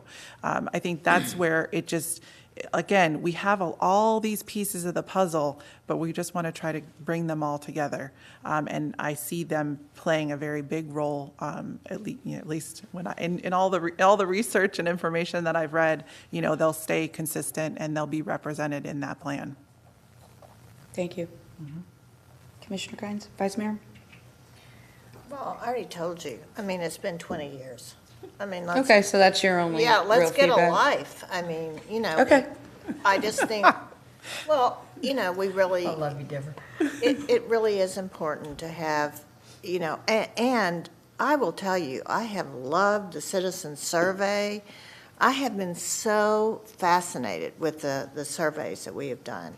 And I think it really did help shape policy and show us where, we were lacking with our public. So, a strategic plan is just another tool to guide us. So, I'm for it. Thank you. Wholeheartedly for it. Okay, no more questions then? Figured out as we No go more along. statements and questions? Yep. So, I've been through lots of these, seen the good, seen the bad, seen the waste of time, and considerable amount of time they're a waste. Especially when I think we have so many great pieces, and I definitely agree with you that we don't want to lose the good pieces, right? Because I think in some form, if you think about it, we have a lot of the pieces, so we don't have the measurement. We probably don't have the overarching vision. Those are the two pieces. Right, it is, and I've been through way too many rabbit holes of mission statements that I even want to remember, where you can spend 5 days and wordsmithing something, and you're just like ready to shoot yourself. And then you end up with something that feels like it, So I definitely think we want to take what we've got to start and, get us to a starting point, because that's enough to, you could blow, 60,000 on that and have nothing. So, I agree. I think in some strategic plans, we started to kind of try to do the overarching things, and we got stuck in our own way. We did. We got the EPIC goals, though. Yeah. So there's a lot of rabbit holes. Yeah, we did get the EPIC But goals. it's a different tool. It is, and I mean, I think, Jennifer, I think you said you don't think we have the expertise. Well, I absolutely think staff has the expertise. Now, it's the time. Do they have the time? And we've got some changes coming, looking to my left, trying not to be passive-aggressive, because big loss coming for, obviously a job you couldn't refuse, Paul. But, we've got a lot on our plates. This community, demands, and I say that in a good way, a lot of service. And so it keeps our staff pretty busy. Our manager herself is very busy with some big things, just in our own growing pains right now. We know what that has to do with the downtown. And so I just think, you hire somebody to do this because you want somebody that has complete focus on one thing. And we have a lot of master plans. We've talked about that. The bike master plan. Where are we going with bike paths? Because I feel the same way as you, Jeff. And I just think, to bring these overarching goals together and to provide measurements, what's our end game? There are a lot of pieces, and that's a good way to do it. Who does this is critical. Will we have a role in making sure we put our stamp on who does this? Because, again, it's only as good as the person who's going to facilitate it. I've seen the worst, I've seen the mediocre, and I've seen the great. And I want the great. Because otherwise, it is nothing but a bunch of BS. And, I mean, it's true. And it doesn't become a living document. She's had to censor most of today, you know. Yeah, I could have said the word, but I censored myself. I didn't censor myself earlier. I know, she struck that from the record. So again, $65,000, that's a lot of money. You know, again, I mean, I guess we're going to bid this or whatever we're going to do to get the best person. And that's just a placeholder, the dollar amount. So we figure out what that is. I would like to have some input, even if it's just, you know, doesn't have to be, I don't know if we vote for that or this or not, but just to make sure we're comfortable with who's going to do it. Because again, it's all about who we pick to do it, whether or not the money's worth it. Thank you, Commissioner. Commissioner? Sure, thank you very much. So I'll give an example as I start. I'm just looking at one. I don't even remember where it came from. It's one of those that were in here. It says, so it's got the vision. It says to be the premier community in which to live, work, and raise a family. And it goes on to the mission. So as you said, sometimes we can just get some words that just are boom, boom, boom. But in the end, I really want to see staff acutely involved in this down at the working level. And they're the ones that are going to have to do a lot of this. You don't want somebody like somebody coming in off the street setting this thing up within the organizations. It doesn't work that way. It's got to be a total buy-in. They got to buy into what it is. So I do not support bringing some kind of a consultant. And here we go again with the word consultant. Bringing consultants into here. To help us do that, when I think we have some of the expertise within our own group just sitting up here that have done a lot of this stuff that can certainly lend a hand in some of this, certainly getting the first parts done, and like you said, we don't want to sit around forever doing the vision and mission, but you want everybody to understand you got to have a vision of what a vision is. I said that already. So the consultant that comes in here, I don't think they're going to really do the part of assigning, well, you got to get 5 more gallons out of that jug than what you got before. That has to be done down at the local level. So the assigning of that may take a while. That may take a couple of years. I mean, it could. I don't know. It's not always going to work out perfect, and it's not always going to be viable, and things are going to happen. And you're going to say, well, we wanted to get two more gallons out of there, but it rained the entire time, so we got 6. You know, so the measurement really isn't a valid measurement anymore. So I think you want to be careful with this and not over-rely on this. And again, you want to keep a lean and mean organization. And again, I'm just not supportive of consultants unless they really know what they're going to do. They got a technical area that they're working in. Going to decide how many steel beams you got to have. I get that, but this I'm just not very supportive of it, and I think we ought to try to do some of this ourselves first. Hey, John, can I just make a comment to that? I respect what you're saying, and you know I've seen some of what you're talking about. But I do kind of picture this person. I do not want to get stuck down the rabbit hole of the missions and all that. But I do think I picture this person in a giant conference room with all our master plans and all our documents, like kind of putting it together with a focus that we probably don't have time for. And it's obviously going to take a critical thinker to be able to do that, because I think there's a lot there, right? It's just that we don't take the time to try to integrate it. But I respect what your thoughts are, but it kind of hit me that's what I'm visioning, but that we're kind of paying for, so to speak. But well, and granted, I know we have to go through a whole process, but the individuals that we have spoken with, I mean, this is what they do. They work with city governments, county governments. This is the field that they work in, and this is a big part of what they do, not just facilitation, in getting that consolidated statement, getting from we have all these ideas to what that statement is going to be, kind of leading us through that process. Because as staff, it can be difficult to, kind of get everybody on the same page, where with a facilitator who has worked, in city government, in county government before, and kind of understands, where we are, who we are, based on, all of the information we'll provide and how we're going to get to where we need to be. that's where that benefit of that, consultant comes in. They've got the expertise. This is what they put strategic plans together. They know, are we going down the right path? Are we getting too specific? Are we getting too broad? Can we meet those goals? Do we develop the right performance metrics? I mean, there's a lot of components to what this plan will ultimately look like. So again, I summarized, it's a lot of money. You got it, it's more bureaucratic. Who knows who that person ends up being, and you go out and bid and look for them and secure them, and then we get more bureaucratic activity going on. Whereas each one of these departments here, we have a lot of enterprise funds in here, and then we got the general fund. So I think the first part of it we ought to be doing ourselves. I think we have the capacity to do it ourselves. I think we should take time to do it, not to spend a lot of time. You don't have to if you understand visioning, and if you understand and establishing a mission of an organization like this. In fact, you can go out and read 100 of them and pick 5 of the best and use some of them. I mean, because honestly, that's what you'll come up with in the end anyway.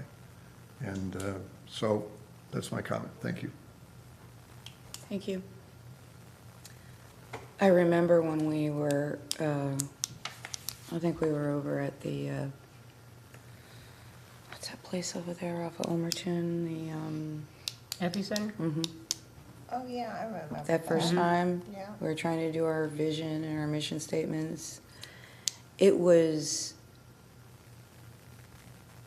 I never want to be in that situation again. Now, the epic goal part, completely different. We did a facilitator, though. We did, in But both you- of it. So,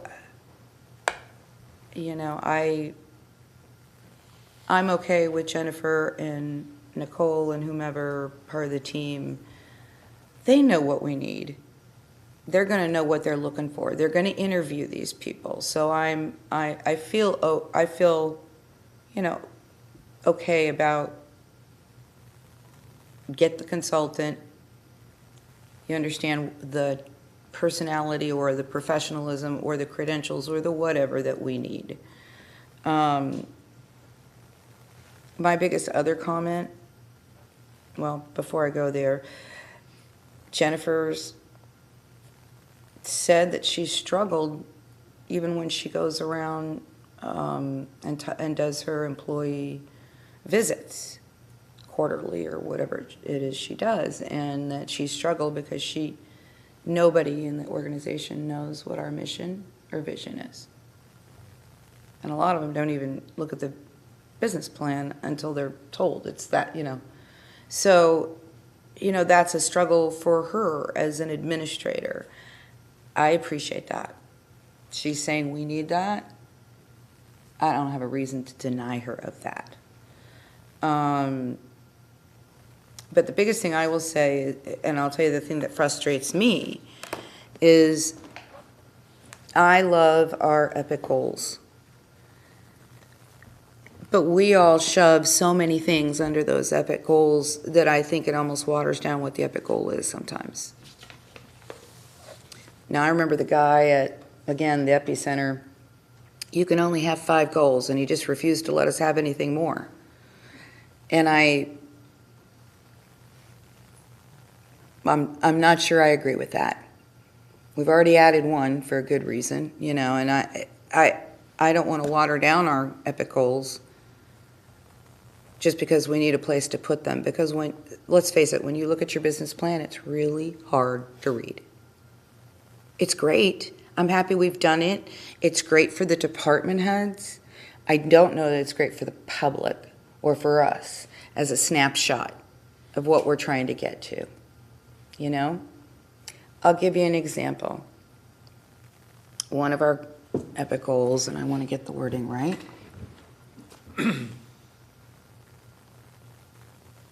Create a visual sense of place throughout Dunedin, right? And you remember when we talked about this, even the department heads, we said we want you to know when you've come into Dunedin. We want to know when you've arrived that you're in someplace different. whether it's County Road 1, 580, Belcher, or down here. Tricia. Yeah, we want a clear difference. Now, if you go down the list of the stuff that's in the business plan, there is some small amounts of public art. There's a lot of things for downtown. But we're not achieving that goal. And I think because the long list of stuff that's there, you can't see that you're not achieving it. You know? Because there are small things you can do on those other areas that aren't being focused on. Partly it's money. I'm not trying to, I'm not condemning anybody. We've got so many priorities, but I look at that and others are more obvious. It's pretty easy to put all this stuff under sustainability. But, you know, it's not so easy when you're looking at some of the other ones. And I'd like to see that, I'd like to see that get massaged. I don't want to use the word fixed because I don't want to make it like it's massaged without losing our epic goals. And it might mean we have to add another goal or two to cover some of the more basic things. I don't know. But that's my feedback towards however you put this together. I'm okay with moving forward. You've heard the concerns about who it is. I think you'll, spend your time doing that. And I think we can all agree we don't want to lose our epic goals. And they should be the top stuff, not 5 layers in. Because this is the message we always want to send to our residents. But we don't have a concise Right, we don't have, way right. of Right. elucidating that Exactly, message. because the business plan's just too cumbersome for them. Yes. Okay. Jennifer, do you feel like you got the direction you need? Thank you, Mayor, Vice Mayor, Commissioners. We do have a direction to move forward. We'll incorporate in the strategic planning process in the 2023 fiscal year budget. Thank you. Okay, thank you. You feel better. And then you had an update for us. Do you want to go ahead and throw that out so you can get off the phone? I'm doing just fine. I can, because I'm just sitting here listening to you all, but is Les there? I can't see. He does have a PowerPoint. Okay, thank you. Yep. So Mayor, Vice Mayor, if we can move forward to ARPA, if that's all right? Yep, go ahead. Okay, so the commission, we just want to bring this to you as an informational item, let you know where we are with the American Rescue Plan Act funding for not-for-profits. The program all of you had approved us to move forward with, it's worked very well in my mind. And Les just wants to give you an overview, as I said, of some of the not-for-profits that have submitted for grants and our next steps. So with that, I'll hand it over to Les. Thank you, Mayor. Thank you, Jennifer. Good morning, Mayor, Vice Mayor, Commissioners. Les Tyler, the Finance Director. I'll be brief as I can here. I know we're short on time, but I want to mention also that Jocelyn Fikes, who's a grant policy manager with Widow Bryan, is on Zoom today joining us. She's been very involved in this grant application and preparing the grant application and the webinar and the deliverables that we've had on this project to date. Some brief background. On April 5th this year, staff presented to the Commission an ARPA update for our grant program. And some of the key items we discussed at that meeting were that the program would be set up that it would be the request for awards would be up to $25,000 and no more than 10% of the organization's 2019 pre-pandemic total operating budget, whichever is less. The total ARP allocation for nonprofits was not to exceed $550,000. Once the grants were received, they were to be evaluated by Widow Bryan's team and then by our City of Dunedin grant review team, and that consists of the city manager, Jennifer Bramley, myself, the finance director, and also library director, Phyllis Gorshey. And we'd bring that information back to the commission in late July, and we're here today doing that. Once approved by commission, each of the nonprofits would be receiving a beneficiary agreement between the city and the nonprofit. And the application process would request financial information from each nonprofit, verifying their 2019 pre-COVID financials, and that we would provide a beneficiary agreement that would not be burdensome to the nonprofits and as much as possible. Now, today is kind of where we're at today. We have the results of the grant program. On May 2nd, the grant opportunity was rolled out on the city's website. On May 6th, we had an applicant webinar that we did with, and that webinar was also put on our website after that date for people to look at. The applicants had 1 month to submit their applications, and the opportunity closed on June 1st at 5 p.m. We received 27 applications, and we had eight applications were disqualified. 4 were duplicate applications. 3 were falsely submitted, or when the applying organization's authorized official was contacted, they reported that they were not aware of the application and they withdrew it. And then we had 1 organization that the point of contact, that we reached out by phone, email, and everything, and we were never able to get a hold of that particular organization. There were 19 that were approved applications, and they were vetted for funding. And for each of those applications, we verified the 990 tax forms for 2019 year. For some of them, the 990s were not available for the houses of worship, for example. So in that case, we got their financials and we got comfortable with what their budgets were during that time frame. And also applicants were required to have a unique entity identifier number, which is a federal requirement, and SAM's registration, and we confirmed that information for all the different ones that we're recommending. The list of approved and recommended staffings, grant amounts are in attachment 1 of this staffing item, and it includes the requested amount and also the proposed recommendation amount. The total being recommended is $259,908. And you can see on this slide, we've got $209,908 are eligible for the grant, and then there's 2 still that total $50,000 that are still working at getting their full SAM's registration. The total amount allotted was $550,000.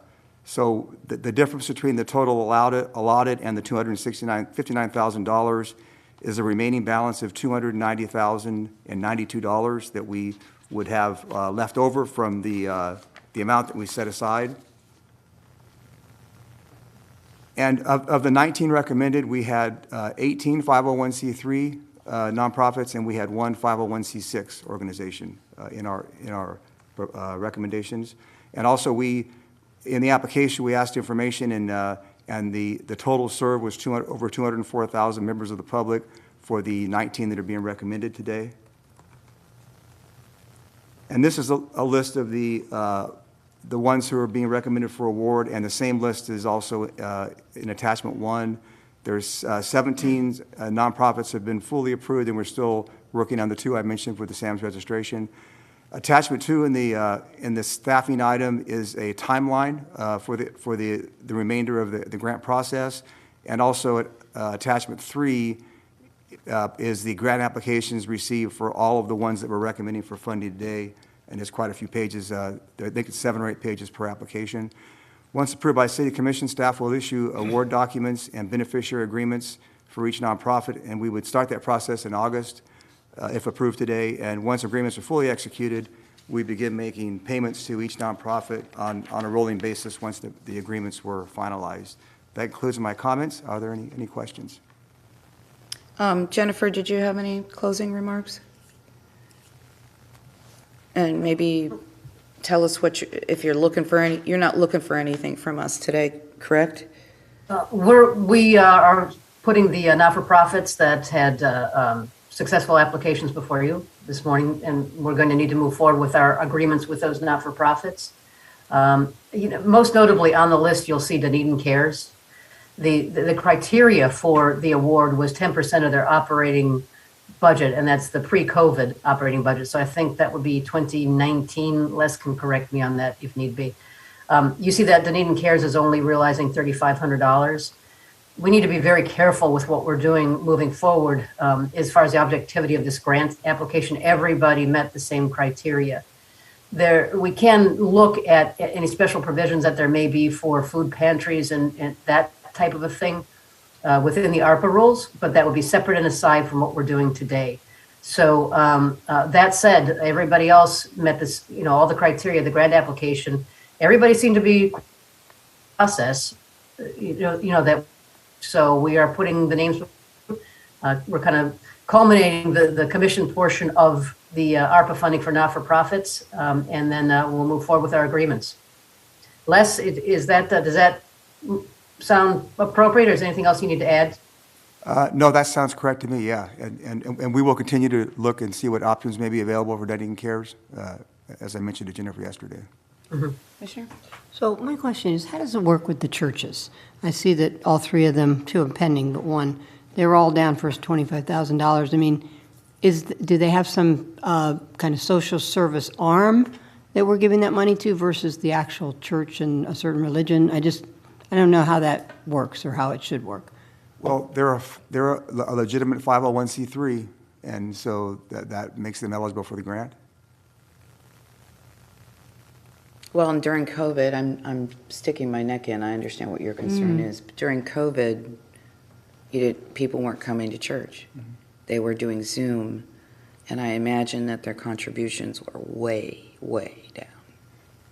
Yes, I would assume that too. And also, keep in mind the application, clearly requested that all applicants, certify that they had financial loss, during that time period. Because we're looking at the time period of the loss during COVID. So everyone basically certified that in the application, all the 19 that we're recommending.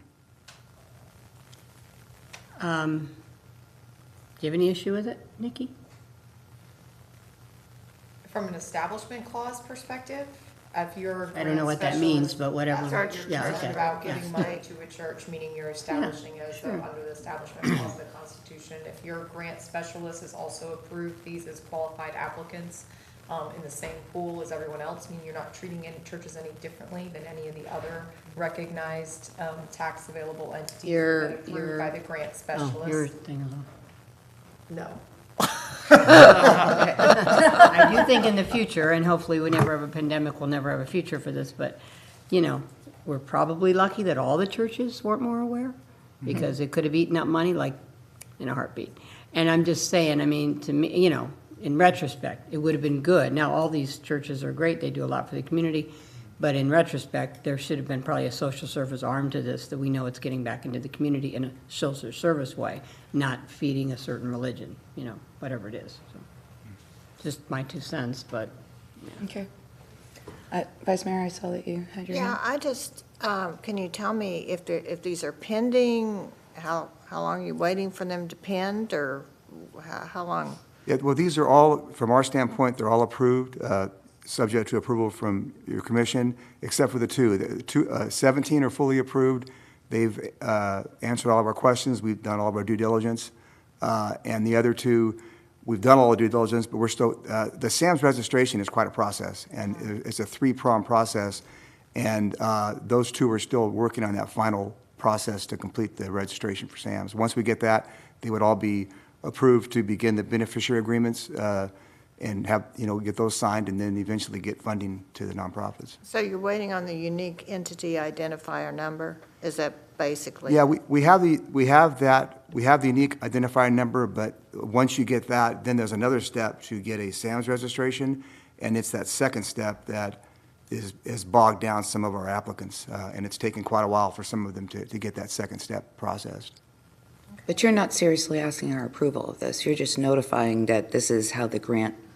Yeah, yes. We're not approving this list. That's right. We're just letting you know where we're at. Sorry, I just wanted Right. him to clarify that. I just wanted to know what pending meant. It said, what, September or something? Is that what I read somewhere in the staffing? Yes, yeah. Our goal is to have the agreements all ready to go in August, September timeframe. Yeah. Okay. Yeah. Thank you. Anything? No. No? Just very quickly, I asked a detailed question yesterday of the city manager about Dunedin Cares. And it's my understanding that from an accounting standpoint, they didn't necessarily meet some of the requirements. It's obviously that you give money to a church, and the church uses that money. In this particular case, Dunedin Cares, we give them food, or a lot of people gave them food, and they gave that food out. And so the amount of food, the amount of food coming in was increasing. And so that's in part why the numbers may be a little short, or I don't mean it that way, maybe a little less than what Dunedin Cares maybe might have thought they might be receiving, or we might have thought they should have. Yeah, that's a good question. And I had a conversation with Dunedin Cares on this last week. The grant parameters were, operating budget for 2019 pre-COVID. That was the parameters of the grant. And Dunedin Cares budget for that year was a certain number. It was $36,000 or something like that. And that budget's increased dramatically, I know, the last couple of years. I talked to their Heath there, and also I've looked at their financials. So the objective, with the grant, we're trying to be objective, and so we're and to do that, we need to follow that 19 parameter. If we'd asked for their 21 numbers, then it would have been a larger dollar amount because their budget increased. But that's why their budget's increased quite a bit the last couple of years. But 19 was consistent with what we're recommending now. Thank you. Okay, well, this is all good news, and at some point, I mean, there is an amount left in what we originally set aside. That could go to overages in other places. I'm not suggesting where it should go, but it could also, there were a few asks along the way from 501c3s that weren't just money. They were for a certain project, or they were for a certain something. So maybe this might open the door for that, or not. I'm not suggesting, but we know it's there, and thank you for all your hard work. Hopefully it was a good process. We followed the process of it was either the Humanities Council or the History Council out of the state. Humanities. And their system, and it was very non-judgmental in any way, very specific and easy to follow, and I thought it was very fair. Thank you. Okay. Thank you. Thank you, Les. Jennifer, anything else you want to add? No, thank you very much, Mayor. Okay, we're already 5 minutes over. Anything anybody has to bring forward is an absolute right now. Okay. The only thing I want to let you all know is that August 16th, I've been ordered to be in court. So that wonderful woman, Hillary, that you met last Thursday, will be covering the August 16th work session. I'll be sure she's prepared on all items. Okay. Just wanted to let you know. Not me personally, I'm ordered to be in court and represent someone, but it's the type of hearing where they don't ask to coordinate with your schedule. They just tell you when you're going to be there. So I apologize, otherwise I try to coordinate. Go get them. Paul, thank you very much for your service. Hopefully we weren't too hard on you. Same to Michelle, thank you. Hopefully we weren't too hard on you either. Jennifer, feel better. I sure will, thank you. All right, everybody, we are adjourned. So you don't need a good attorney.